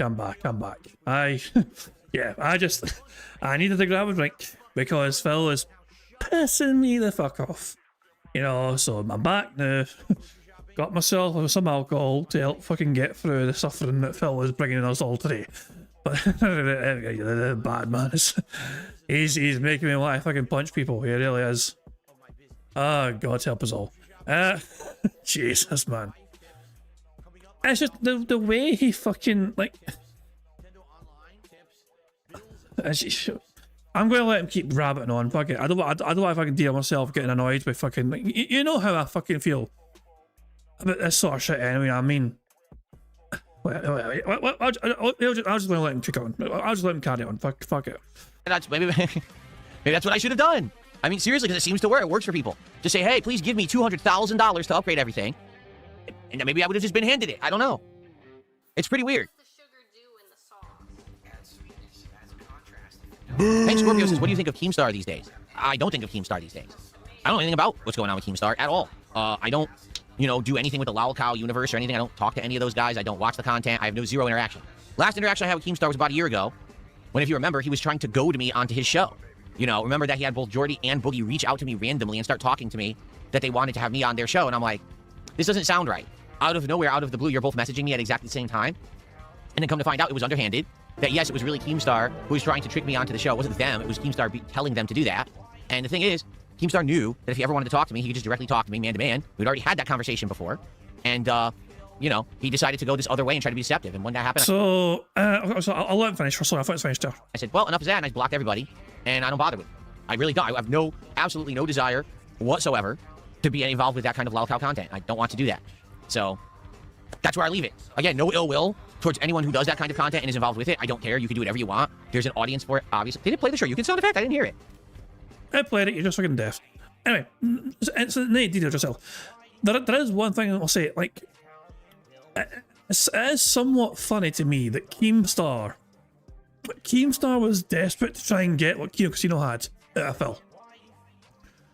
Like, I think Keemstar, I think, is always going to fucking be bitter about that he couldn't fucking get Phil on board for anything. And I think even Phil knows it. Even Phil is fully aware that it drives Keemstar mad that he couldn't fucking basically make money off of him, I'm sure it fucking. I mean, I'm sure. I mean, it's because I don't know, the whole point of Lolcow Live was in part made for Phil. You know, I mean, and I'll say if Phil decided he didn't want to fucking do it, he wasn't going to fucking bother with it. You know what I mean, fuck you, Keemstar and all that shit. And so lo and behold, you know, I had to continue with Phil, and it's not. I mean, it's been a fucking bit of a, you know, it's been a bit of a shit show, isn't it? You know, so yeah, this is a rare Phil W. But he has played Keemstar like a goddamn fiddle. And yeah, it's kind of funny on the outside looking in, seeing Keemstar be so desperate to try and do anything with Phil, and Phil's like, nah, no thank you. No fucking thank you. It's bizarre. The DSP is Keemstar's white whale. There we go. I mean, I don't have any reason to doubt it. You know what I mean? I mean, it's Keemstar has. Well, Keemstar went on Phil's own podcast for an interview and bent knee like massively, hoping to sweet talk Phil into like, you know, hopefully you can come on one time. And Phil's like, yeah, whatever you say, pal, whatever you say. Thanks for the interview, buddy. Thank you for the fucking clickbait views. Now, fuck off. Nah. I mean, in this instance, I would not really reason to. I mean, we've seen for ourselves how desperate Keem has been. You know, that's the thing. We've actually witnessed ourselves the desperation that Keem has shown to try and get Phil on board. You know. Hold on a second.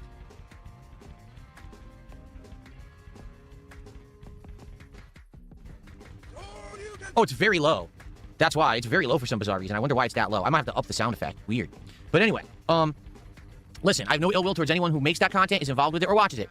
More power to you. Whatever floats your boat. Right? Different strokes for different folks. It ain't for me. I want no involvement with it. I'd rather make legit content here on my channel. That's of my liking. And you can make the kind of content you like and watch over there. And we're legit content. You know, it had to sneak a little shot in there. It had to sneak a little fucking jab in there. all separate, and that's okay. All right? It's that simple. No more me being some kind of a stupid, jealous hater. Listen, I wish them all the success in the world. If that's what they want to do with their lives, go for it. It's not what I want to do. So, there you go. Okay. Makes sense. SR Trumbull with a £2 super chat says Subnautica 2 is actually coming out now on May 14th. Are you playing it?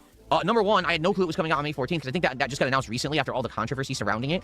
And number two, no, right now I have no time in the schedule for it. I'm not against it, but the thing is, we played Subnautica 1 and it didn't really work. If you remember, Subnautica 1 was a game that we had on my chill nights where we were trying to find relaxing games to play and interact, and we would talk a lot during those streams. And initially it worked. Like, people explained the mechanics to me, and I would chill and play the game and have a good time. But what ended up happening was we played it for about 15 hours, and we hit this wall where basically all it was deep diving and grinding for resources, and then deep diving and grinding for resources, and deep diving and grinding. Did he ignore that kick, by the way, that came in, that he was messing a bit with the notification for?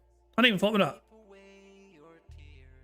that. Yeah, he never actually read out that kick, did he? Like, he fucking talked about the fucking sound effect where a sound effect played for it, but I think he technically ignored it. I might tick ignores because the fucking kick thing is, I mean, the question that was asked of him was, do you think the government releasing UFO files is really just a ploy to distract people from Epstein files? He ignored that. He should have ignored that shit. Yeah, I'm counting ignores troll tip. One, and it didn't really work. If you remember, Subnautica 1 was a game that we had on my chill nights where we were trying to find relaxing games to play and interact, and we would talk a lot during those streams. And initially it worked. Like, people explained the mechanics to me, and I would chill and play the game and have a good time. But what ended up happening was we played it for about 15 hours, and we hit this wall where basically all it was deep diving and grinding for resources, and then deep diving and grinding for resources, and deep diving and grinding for more resources. And it was this endless loop. You'd get more resources so you could do an upgrade to the prawn suit so you could just go back and get more resources. And it was like, this isn't very fun anymore. Like, oh, I have no idea how I ticked that. Oh, I know how that got ticked. Okay, this should be ticked. This should be ticked. Phil said stupid. I made a tick stupid. I ticked 50%. Sorry, my bad. I was, oh yeah, sorry, my bad, yeah. Good spot, yeah. I made a tick him saying stupid. And my bad. I fucking picked this instead of that, you know, so there you go. There you go. We still have number of squares. It's still right number of squares ticked off. I just ticked the triangle with a square. That was my bad. Good spot, though. Like, at one point early on, we were having massive amounts of development and new things happening, but you just get to the point where the game just felt like a time sink, and it actually got really boring. And I said, well, I don't really want to do it anymore if that's it. If we hit the wall, I don't want to do another 5 streams of just resource gathering. I'd rather, you know, do something else, so we quit it. And that was many years ago. So I could imagine that Subnautica 2 is going to be more of the same. So I don't really know if that's going to be something that anyone is interested or not, you know? Who fucking cares? Thank you to Bilbo Swaggins for 500 kicks. Do you think the government releasing UFO files is just a ploy to distract people from the Epstein files? Am I still alive? Am I still alive? Guys, am I still alive? Because I just had a... Wait. OBS has crashed. I've had a pop-up notification saying OBS has crashed. And yet I'm still live. Have I clicked? Yeah, I'm a bit concerned right now. Shit. Yeah, so, well, this is... Well, fuck. Well, I mean, I think it's... If I... Fuck me. Ugh, balls. My OBS has crashed, and I've got a wee pop-up notification saying OBS has crashed. Would you like to see the copy? Blah, blah, blah. So... I think so. Can I mean, will anything work on stream then, animation-wise, OBS-wise? Will anything actually work? Like, if I press like this thing, will it work still? Boo! Yeah, I mean, the boo works, I guess. I mean, so my OBS has crashed, yet OBS is still open, which is bizarre and strange and fucking weird. I don't quite understand why it's crashed, but I guess I'm just going to ignore the pop-up and hope that things keep working. I guess we'll crack on the bingo. The one annoying thing is it's kind of like my view of my wee preview window on OBS is obscured by this error message as well, and I can't get rid of that. So that's a bit annoying. Like I can't see like the number of sips, snorts, or burps that I've got, for example. That's obscured by it. If that makes sense, you know. So yeah, my OBS is a bit borked, but the stream's okay, so I'll keep on going. Hopefully, so if a stream goes down all of a sudden, you know why, okay? You know fucking why. And it's not the box that pops up right. It's a separate box I've got on OBS, which is yeah, doing that. So yeah, there we go. Whatever. I'm going to crack on with bingo, and hopefully things will just keep on working. Okay. I don't know. I'm not following that. I don't know anything about UFO files. Oh, he didn't ignore it. He didn't ignore the fucking... Oh, wait. We need to untick that. He actually finally addressed the fucking contribution with the UFO files. He finally addressed it, okay? So we need to... we need to untick that. Grease Monkey's asking, is Phil staying on Kick more on YouTube? It's the same. Either way, you know? I mean, he streams on live at the same time on both of them.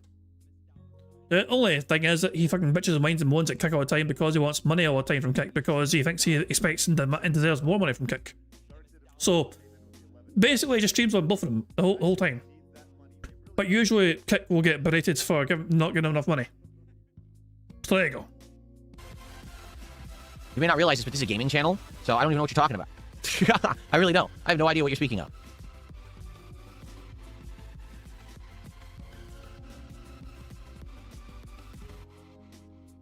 Okay.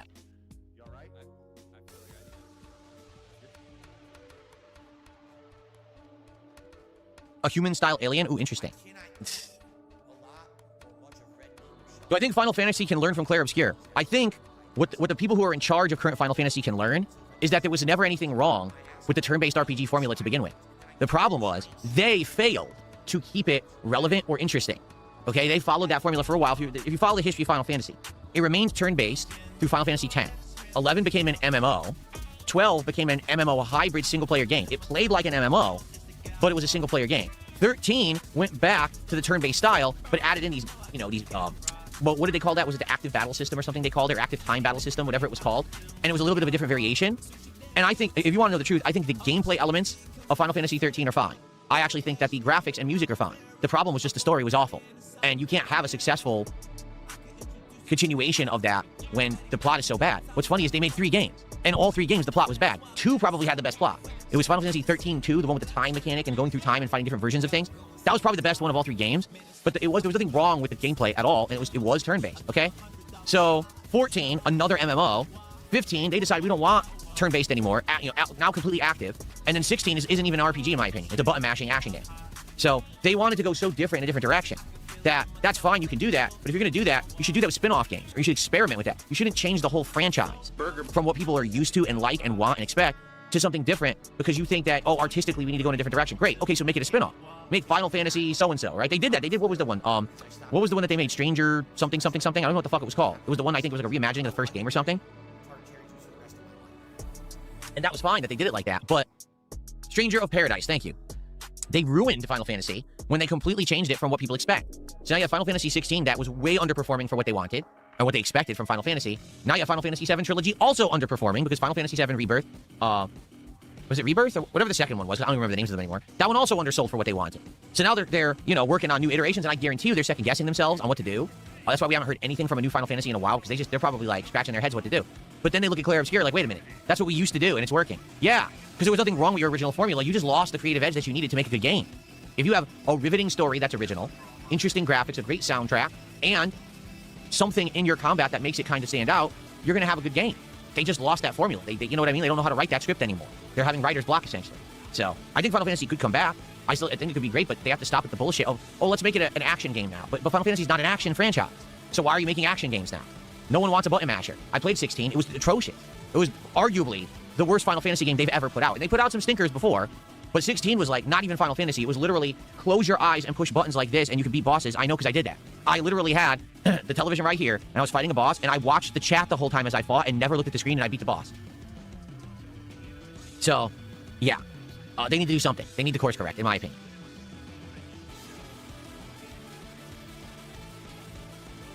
All right, guys, we still have some time to kill as we build up attendance. We got about 150 on YouTube. How many do we have on Kick today? 60?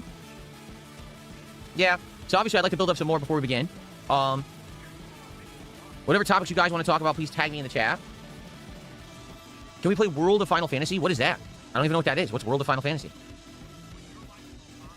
What was my favorite Final Fantasy? Probably 6. Stepson, how are you? Hello, good morning. I can only say that for 2 more minutes. Good morning.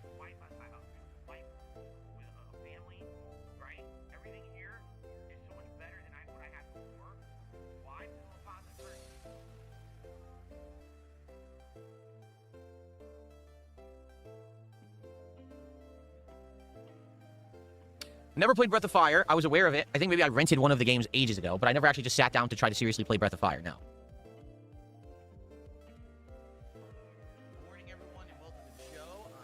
Yes, I reacted to the Star Fox Direct. Yes, I did. That was Friday morning's podcast. Jay Kumas says the only action-based series Square Enix needs to focus on is Kingdom Hearts. Kingdom Hearts 3 was in development hell because they kept splitting the team to work on the remake of Final Fantasy VII. Yeah, and Kingdom Hearts 3 sucked. Like, no exaggeration. The best part was the graphics. The story was absolutely atrocious, and the gameplay was like not even fleshed out or thought out. It was just a button masher. Again, I think they took the gameplay of of Kingdom Hearts 3, and they used that as like the archetype of Final Fantasy 16. Those are two of the worst, easiest games I've ever played. They're so boring. Just insanely fucking boring games.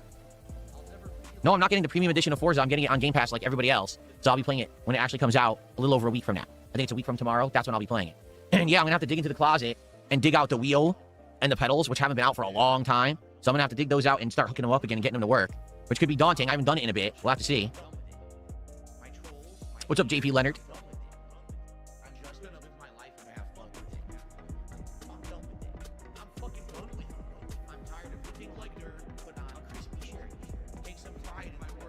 I'm glad you're liking the react to the quartering scene. I'm glad you're enjoying that. It's always good to know that the Dark Lord is enjoying my content. Boo! Yes, I'm going to play the new Onimusha Cyrus X's. I am interested in it. Am I looking forward to the new Fable? I'm looking forward to it in regards to covering it and seeing if it's good. I'm not necessarily looking forward to it with, like, heated anticipation that it's going to be good. You know what I'm saying? Like, it really is a big question mark for me.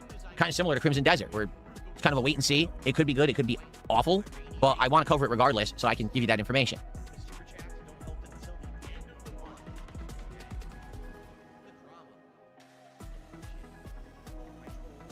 What's up, stepdad? How are you? Good to see you.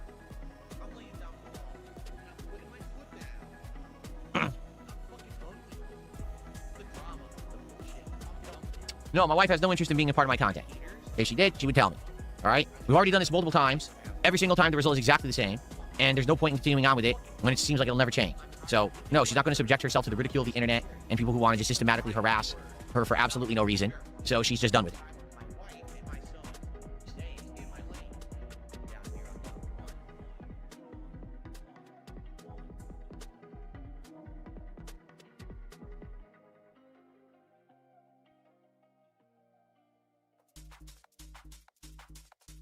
No, we're not bringing back Truck Sim even for one night. There's no point. It would be boring. But like I said, I will have to bring out the wheel and pedal, get it rehooked up for next week. It's going to be right here. So it'll be cool. First time on my newer setup with the new TV, you know, I say TV, the new, you know, monitor and everything. Driving, I wonder if it'll feel like a real car, you know, to actually be driving around in Forza, because I've always only played Forza on Game Pass. So it could be pretty interesting to see how this will control.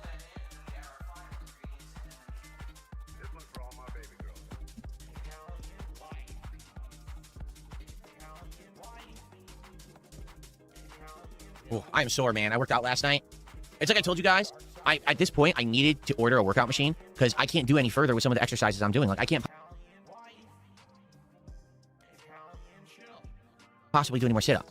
And there's nothing else I could do to improve the sit-ups. Like, I need to get a weight machine so I can do crunches with weights. Then I can advance. But I'm, like, sore as shit because I've been doing so many. Like, it's frustrating because I have very limited setup right now. And I'm just waiting now for this confirmation that they're going to ship this thing and when it's going to show up, and then I got to build it, which is going to be very frustrating too, because apparently it's going to... First of all, the machine is 3... Okay. So some things are broken. Some things... My OBS is fucked right now.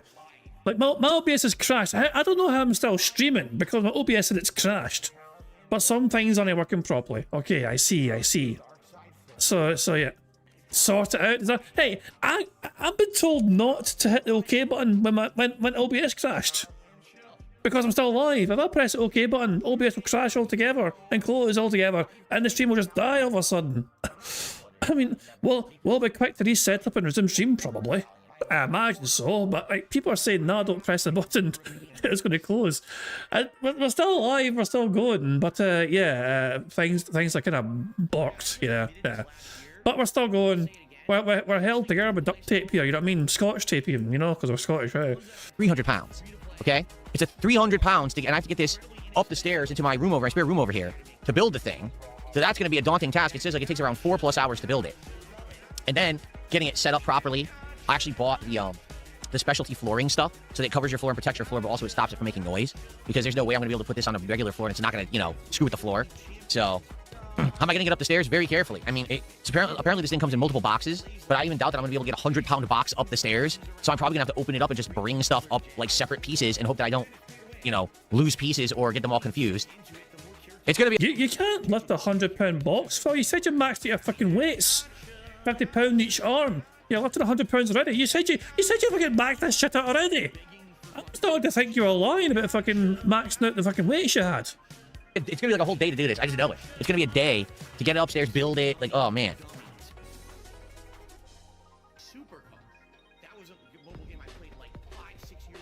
Six Hybrid says I should get some kettlebells. Actually, since now I'm going to be using the weight machine for most stuff, they actually sell these things that turn dumbbells into kettlebells. They're just these, like, attachments, these plastic attachments with rubberized grip, and they snap onto your dumbbell and turn it into a kettlebell. And I already have an adjustable weight dumbbell. So I could get those, and I could do some exercises with those, but the problem that I'm going to have is space. I don't have a lot of space. If I had a giant workout room, yeah, but I don't. That's why I need to get rid of the dumbbells and use this exercise machine. I need to have the space to do it, and the exercise machine is confined. Everything's, you know, small. You don't need a lot of space to do all these exercises. That's why I need that. I don't have room to be doing this kind of stuff. Bosnian Hog Hunter, I'm glad. He says, I watch your mixtape videos. Seeing podcast segments and edited videos is great. The editing is quality. Thank you. I'll be honest with you. I am really enjoying doing it. I just wish that there was a way to get more attention on it, because I do think that the video is well done. And right now it has 1,800 views. I mean, I wish I had 18,000 views. Then it would actually be worth the time and money. You know what I mean? Like right now, I'm not making any money on any of it.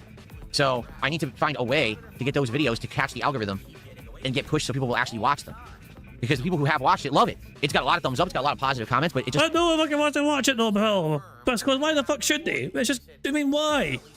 Why should people go to your shitty fucking channel and I can fucking watch a better version of it elsewhere? Earlier. Like, you're sad that no one's fucking watching the shit you paid for, basically, you know what I mean? Because you're gonna save fucking money and just fucking edit yourself, you know? Just saying. That way, any profit you make on that whatsoever is just pure profit. With no wasted expenditure. I'll tell you what, Lummox is fucking making bank.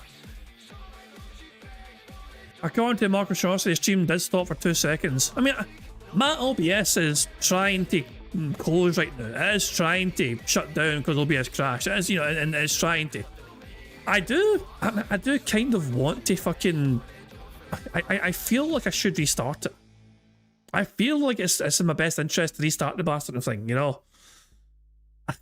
Yeah, I mean, people would tell not to, but I might just like put it on autos temporarily and then quickly try and restart OBS, and then we can come back and once the autos are playing again. Yeah, I feel like it's the best thing to do, you know? Especially if some of the things aren't working as they should be because OBS is And you know, but you know, it'll be fine. It'll start again probably. Yeah, I'm confident, kinda. So, okay, guys, okay, hold on. Here is some Scottish authors.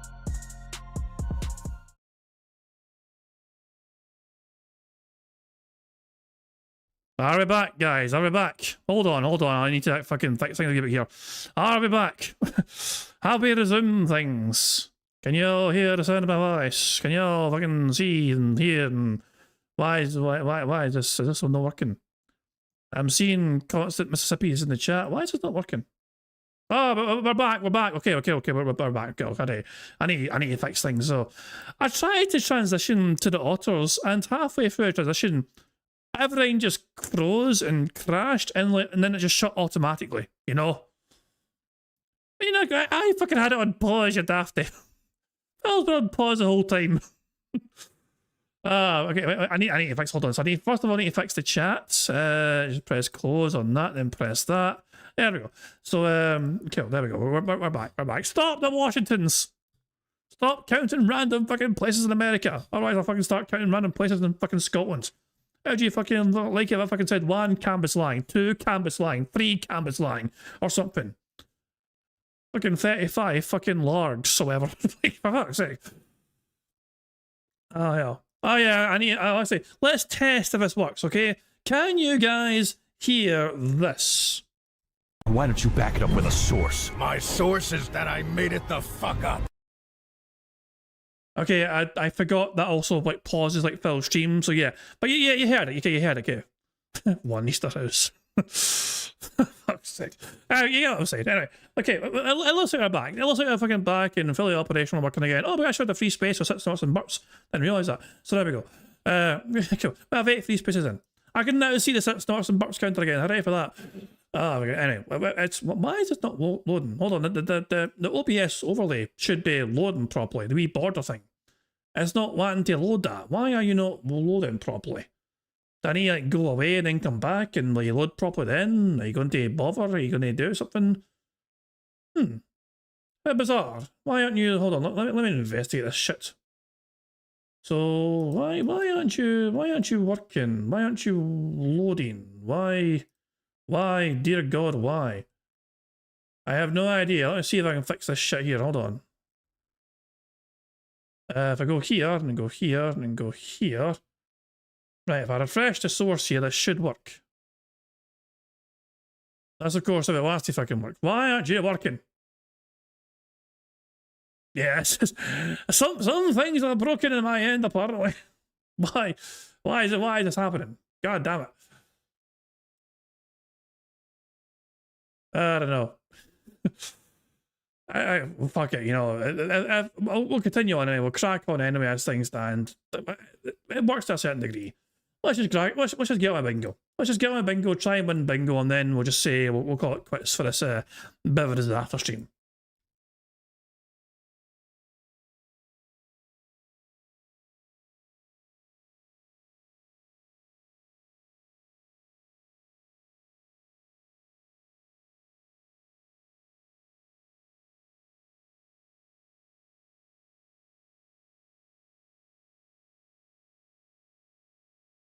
Oh, fuck me. Wait a second. You guys couldn't hear Chrome because OBS reset. So that's why I couldn't hear Chrome right there. And also you don't hear the music right now, so let me fix that. Now you can hear the fucking music. Because OBS crashed, it fucking resetted back to its fucking default state, and by default, Chrome is muted and so is Windows Media Player. Now you should be able to hear the music again, hopefully. And when Phil is playing, you should fucking be able to hear Phil as well. Any of it. So I need to find a way to get. I imagine it's all okay now. I think we're all fucking good in that regard. The only thing that's kind of not working properly is this like random little, you know, I had a wee little border around like the fucking video, you know, that usually fucking plays, and it's not wanting to load probably for some fucking reason. I don't know why. But that might be some sort of stream elements issue. You know what I mean? And get pushed so people will actually watch them. Because the people who have watched it love it. It's got a lot of thumbs up, it's got a lot of positive comments, but it just doesn't hit a lot of people's feed, and I can't really change that. You know, I can't make YouTube work to my advantage.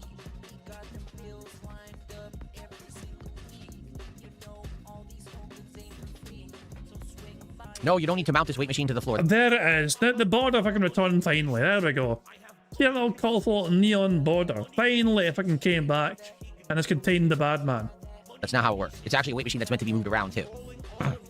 It's not what you're thinking. You're thinking that this weight machine is one of the standing pulley system weight machines that you have at a gym. It's not. It's a home system. It's a bench. You do most of the exercises sitting down. You weigh it down. It doesn't topple over. There are some exercises that you actually do standing, but most of them you're sitting down.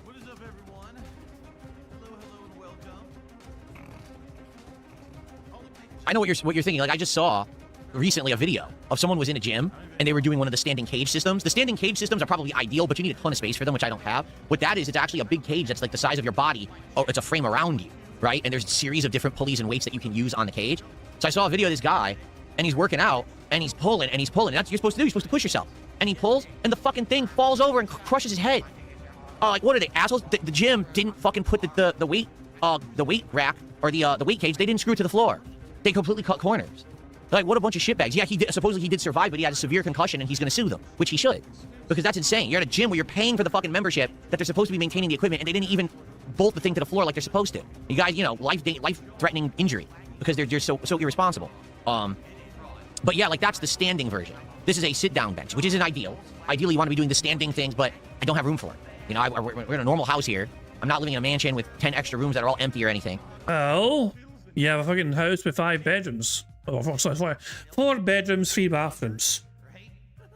I think that's correct. I'm pretty sure it's correct. It's a 4-bedroom, 3-bathroomed home, which is for 2 adults living in only. Yeah. Seems like you have way more space you fucking need, Bill. Just saying.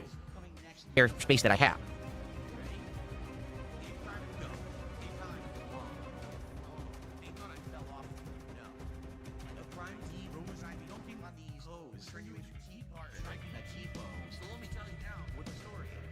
What's up, Critique? Thank you. I hope you're doing well. Thank you so much. I am doing well.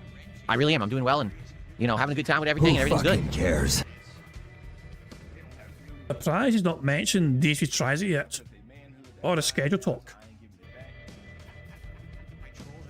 Sumifer says, I will pretend you're living in the Resident Evil mansion. There you go, yes. 400 rooms, of course.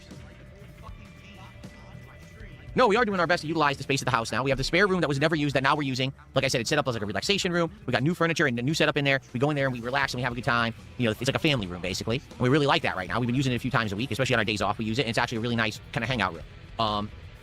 The nook in the bedroom, which used to be for just storage, we had all kinds of shit packed in there. We cleaned out the house. We had a hallway earlier this year, so all the junk is gone, and now it's empty. And that's where I have my weight bench with my dumbbells, but now we're going to get that out, and that's where we're going to put the exercise machine. And then the other thing we want to do is clean the garage out. We already have cleaned it, but we want to power wash the garage from like top to bottom, so it's clean as shit. Because it's dirty right now. We just want to like blast it clean with soap and everything. And once that's done, we have a couple ideas for things that we could do in the garage. Now, not a gym because the garage is not climate controlled, but we have a couple ideas of things that we could do with it once it's clean. So we have, you know, we're working on a lot of stuff this year. What's up, Clyde? How are you?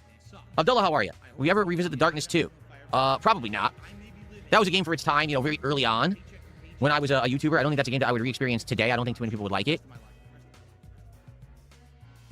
Someone took the So here's, I mean, okay, this is not the most intelligent take from me because it's kind of an obvious thing, you know, obvious take, I think.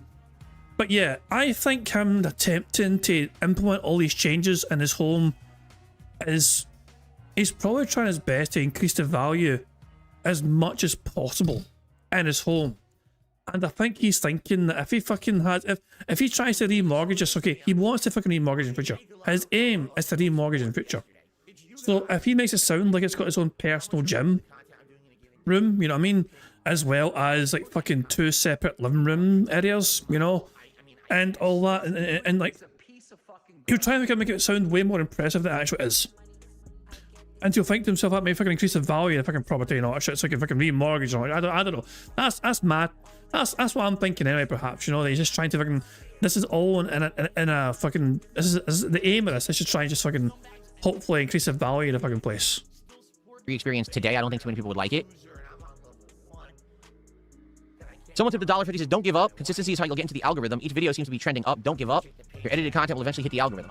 I mean, I hope so, but I don't know what else I could possibly do. I mean, we've got the titling. That's supposed to be the titling that, you know, can be seen in the algorithm. We've got thumbnails. We've got the right length. right? The editing is well done. Like, everything in the video is exactly the kind of thing that you would see get 10 to 20 times more views than what the videos are getting, but they don't get it. It's like, well, why? Because it's on DSP Gaming? Well, that's not right. If it's the same kind of video, then isn't it, supposedly according to how YouTube and how they operate, then shouldn't the video hit the algorithm and people will at least give it a chance, right? So it's funny because they claim that the algorithm is, oh, it's equal to everyone, but it's not.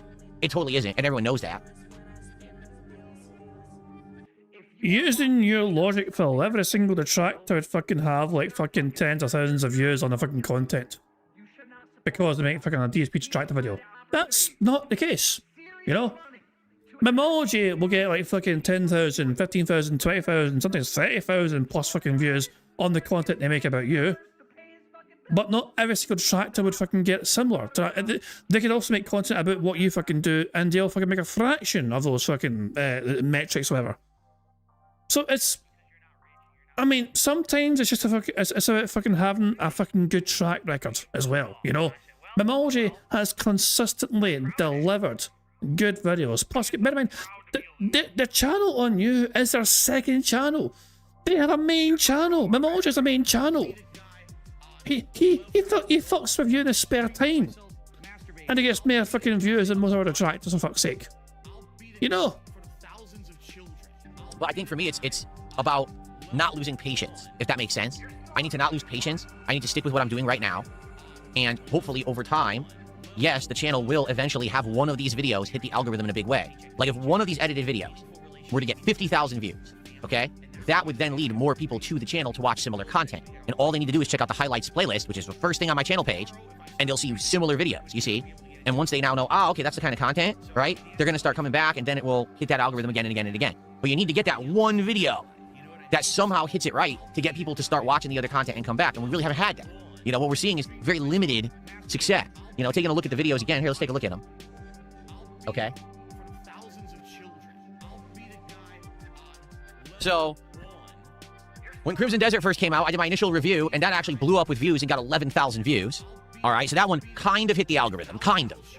Didn't really fully hit the algorithm, or it would have done way better, but it definitely outperformed most videos that I do. And the funny part about it was, the thumbnail was me. So everyone knew, oh my god, is DSP talking about this? But people watched it regardless of the fact that it was me. So they actually gave the video a chance, which is nice to know.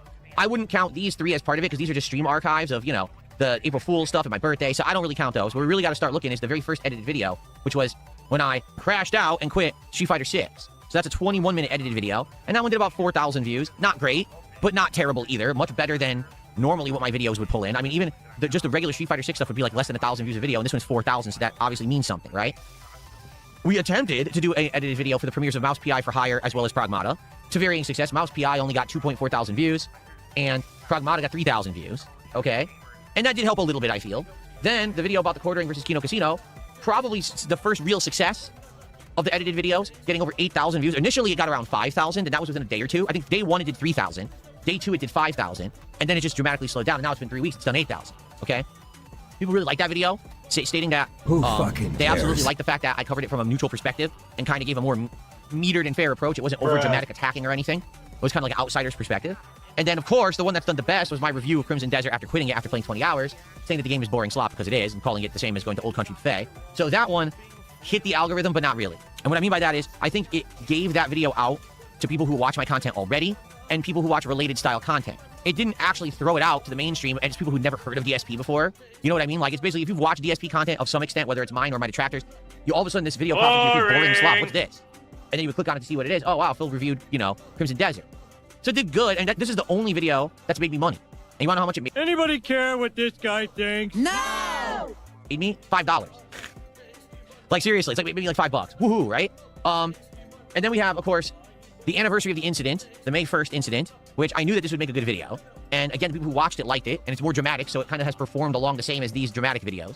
But then we went back to gameplay highlights, and as you can see, this has been a week now since we did this gameplay highlight of Pokemon, and it's done 3,400 views, which again is okay. Now, it's like we're right back to where we started with the 3,000 view Street Fighter, the 2,000 to 3,000 view. It seems like gameplay is never really going to do better than a few thousand views. Like, gameplay just doesn't do it anymore. For whatever reason, people want video essays, they want drama videos, they don't really want gameplay. They don't really find it that riveting anymore. Now, gameplay is my bread and butter. I love streaming gameplay, and those streams are how I make my living. That's not going away, don't worry. I'm just saying, when it comes to this style of video, it just doesn't seem like the gameplay really does much, right? Just being honest, it's going to always probably be around 2,000 to 3,000 views. And then this is the one from last night, which, again, I'm happy that it even has any views, but this is exactly the kind of video that people are making on YouTube daily and taking off and blowing up and hitting the algorithm, and they're getting 50,000 to 100,000 views on a video like that. You know, saying exactly the same kind of stuff, same kind of editing, but mine gets 1,800 views, you know? Well, maybe because you're not fucking being unique from them, Phil. No, their videos get a lot more views than you do, even though you're trying to fucking regurgitate their points of view. Well, why the fuck would they go to your fucking point of view if you're just saying the same shit as they are? You just hit the fucking nail on the head right there, son. Why the hell do they fucking want to hear the same shit again and again from an inferior source? Offer something new, offer a unique take, or don't even fucking bother making the fucking thing. Because again, I'm not in the algorithm yet. I need to keep going, and I'm going to do my best. I'm not going to give up. I want you to understand that. Like, I'm not going to give up on this.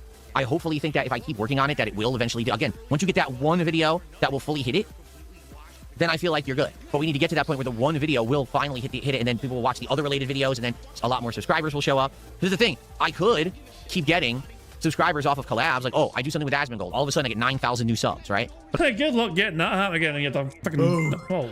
Member bomb. My biggest fans are idiots. Thank you very much to Sonny, who has... We've won bingo. We've won bingo because Sonny has gifted 5 members. Right, can you indeed, Sonny? That is going to get us a free space. And of course, obviously, that means we've got a full house. We're one away from a full house anyway. And Sonny's member bomb has got us there for the free space. So, well done to Bo Smith, Slam Son, Lil Shadow, EX, Brandon Boney, and Damn Ice. For you guys have got a membership, and also make sure you thank Sonny for getting a membership, and of course thank you Sonny for winning his bingo and getting us a full house very kindly indeed. So cheers for that. So 1, 2, 3, 4, 5, 6, 7, 8. Okay, I need to count as a free space. There we go. Good stuff indeed. So I think that's that. I think so. Yeah, I think we're good. No, we've won Sonic. We've won Sonic. Yeah, we're victorious. Get screwed. And thank you very much to Alex Tripper for the $5 super chat, who says the common thing here, Phil, is Phil. Like, the common thing here is Phil. And he doesn't realise he's a fucking problem. Yeah, he is the one common denominator. You know? And he just lacks the awareness that he's fucking the one fucking the one singularity, you know? It just exists throughout the whole fucking thing. He is a persistent fucking problem. I hadn't added a space yet. No, so yeah. I'm pretty sure I had. I'll put it this way. Before the member bomb came in, I knew I was on the way. So I'm pretty confident we've won. Put it that way. So we're good. We're won. We're victorious in bingo. We got a full house. And yet, but we're not doing a second card. We're getting the fuck out of here. We're running away from the bad man. Full house. Oh boy, how exciting. Anyway. Yeah, Phil's gonna end this fucking show anyway, like fucking 10 minutes time or something. No, that's no point in fucking being a second fucking bingo card. No. So we're just gonna run away from the fucking bad man before we suffer anymore. But yeah, we got a full house, so there we go. Victorious and bingo, great stuff indeed. Thank you very much, guys. We got the full house, which means we have some marbles to look forward to. But before we're doing marbles, how about if I can go to live DSP and see how the bad man's doing? Of course, we'll have him on mute because you know, why do I have to listen to Phil? He is an annoying dick. His top tip is $1.50. Wow.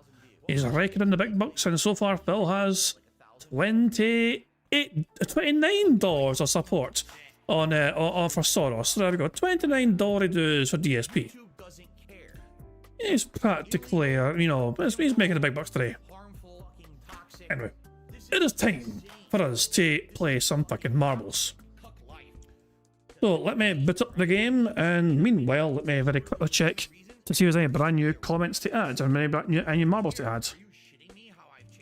So 2 seconds here. The bad man pissed me off today, man. Something rotten. Just especially yesterday. Like, the recap from last night's fucking react. It just figured the fucking bejesus at me. It really fucking. Just like, for fuck's sake, man. But we're, you know, it's over now. We're fucking free from the bad man. We're free from the suffering and the pain and the agony that fucking brings us. There are no new marbles to add, so we can get straight into the fucking races. Here we go. Let's get on with it. Here we go. Let's hit race and let's hit random. Let's go to community maps, hit random, and see which random map we have for today. The map that's been picked for us today is called Friendly Running World, made by Otari. It has a 41% elimination rate and has an average finish time of just over 2.5 minutes. Get screwed. Give it fucking go. Let's see what the course is going to be like, and let's see who's going to fucking be the Full House Marble Bingo Prize winner for today. The course starts off by falling down this fucking thing, dropping into here. You're gonna try to make your way through Madonna's titties. Then surviving this fucking thing, dropping all the way down here, a little snaky pattern. Going down here, surviving this as well. Lots of fucking dropping down and hitting things and all that shit, man. Yeah, it's an interesting course. Yoshi! Look at Yoshi at the end here. They use different colour cubes to make him. That's fucking clever. That's a clever fucking use of the cubes in the game. There we go. Anyway, interesting looking course. Let's hit start and let's see who gets the best start here.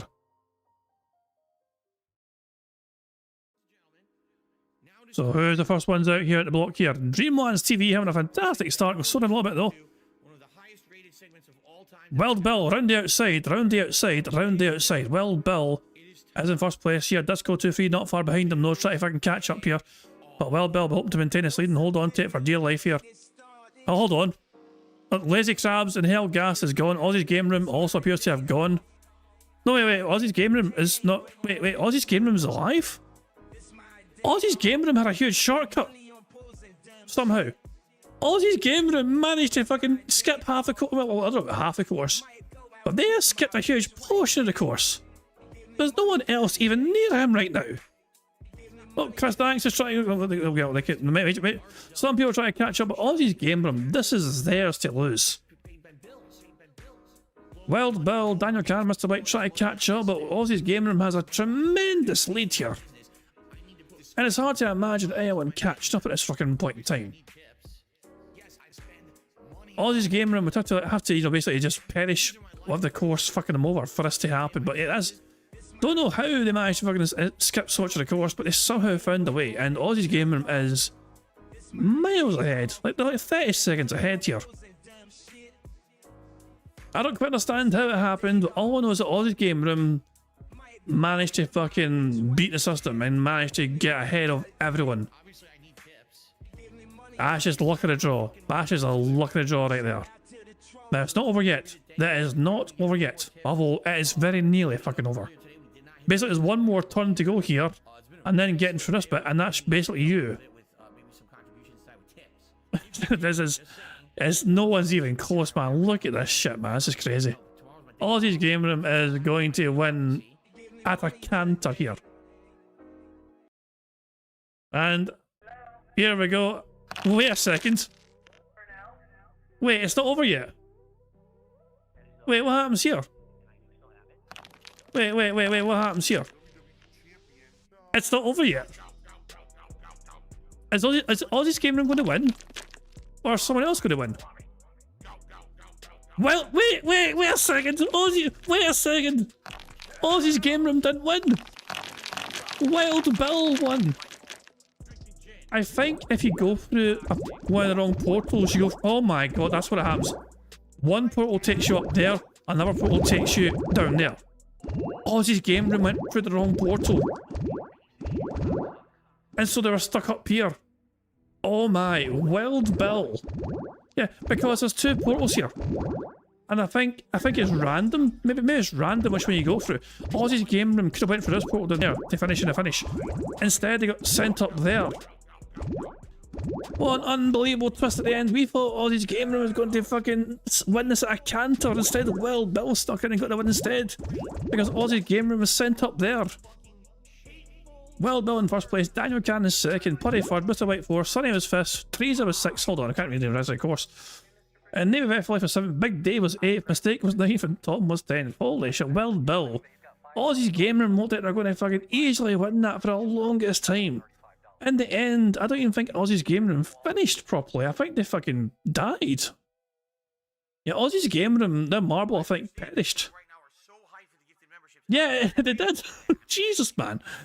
But yeah, there's your top 10 there. Who else do we have? Oh, Fox in 19th place. Well done to them. Who else? Dark Grosh, you were 29th. Warren, you were 32nd. Avalanche, you were 33rd. Sideways Welshman is 38th. Val's 39th place. So I forget finish. Gibble, you were 42nd. Brian is in 44th place. Q-Limp was in 48th. Sykes was 49th. Mark O'Shaughnessy here for the 6th place. Well done to you. Pixar is in 67th place. And Bill Brasky is the last finishing marble in 6th and 8th place. Nice. There we go. Well done to Wild Bill, though. That marble was victorious. I am in disbelief that Aussie's game room lost it. I thought it was theirs for taken. Goes to show what I fucking know, though. The course had a wild twist right at the very end. So, let's spin the wheel and see what Wild Bill has won. Wild Bill has won themselves a Scottish Soundboard Pass. Sorry. Well done to Wild Bill. They have won themselves a Scottish Soundboard Pass, which means they can request a Scottish Soundboard to be pressed whenever they want for the next week. Congratulations to them. Oh God, shut the fuck up, you cunt! I'm going to know that right now before I forget, because I do tend to forget these things sometimes because I'm a forgetful bastard. So I'll give a wee second here, just so I got a note here, right, if I can have. So a week from now, it'll be the 18th. So yeah, Wild Bill, Scottish Soundboard Pass. And that expires on the 18th of May, so there we go, good stuff indeed. Gibble says you've never won. I'm pretty sure you've won before, in some capacity. Has Gibble there? Mind you, a lot of marbles have never won before either. It's just luck of the draw, you know? It's just the way it goes, you know? It's like, I mean, there's not much I can do about that, you know? Other than just fucking make every single marble called Gibble, and then one of your marbles might win eventually, you know? but there we go.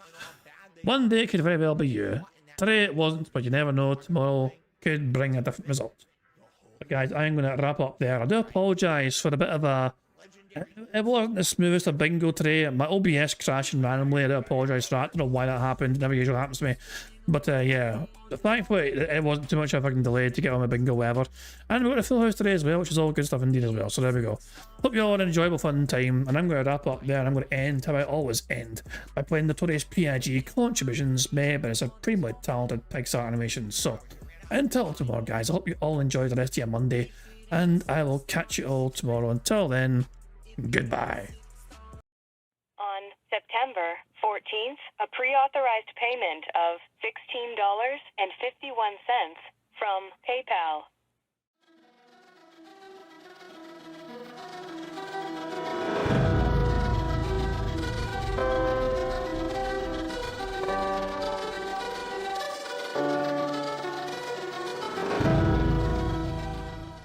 All right, Luna Mills has tipped me $1.30. It says, I'm back. What's your favorite type of shower? When you're showered in money. When you go outside, all of a sudden, greenbacks start falling from the sky. And you raise your face up, you're like, oh, you start dancing, you go, oh, money, money, yeah, yeah. All right, I don't know what the hell you're talking about, but thank you for the first tip of the day.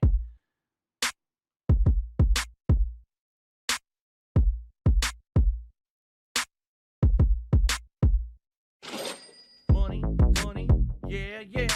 Money, money, oh, money, money, yeah, yeah. Money, money, money, money, yeah, yeah. Money, money, oh, money, money, yeah, yeah. These contributions are mandatory. Money, money, yeah, yeah. Money, money, oh, money, money, yeah, yeah. Money, money, money, money, yeah, yeah. Money, money, oh, money, money, yeah, yeah. These contributions are mandatory.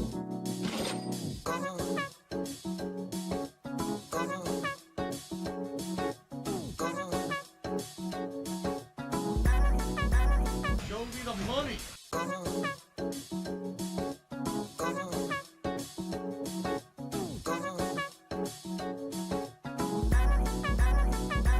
Free. Money, money, yeah, yeah.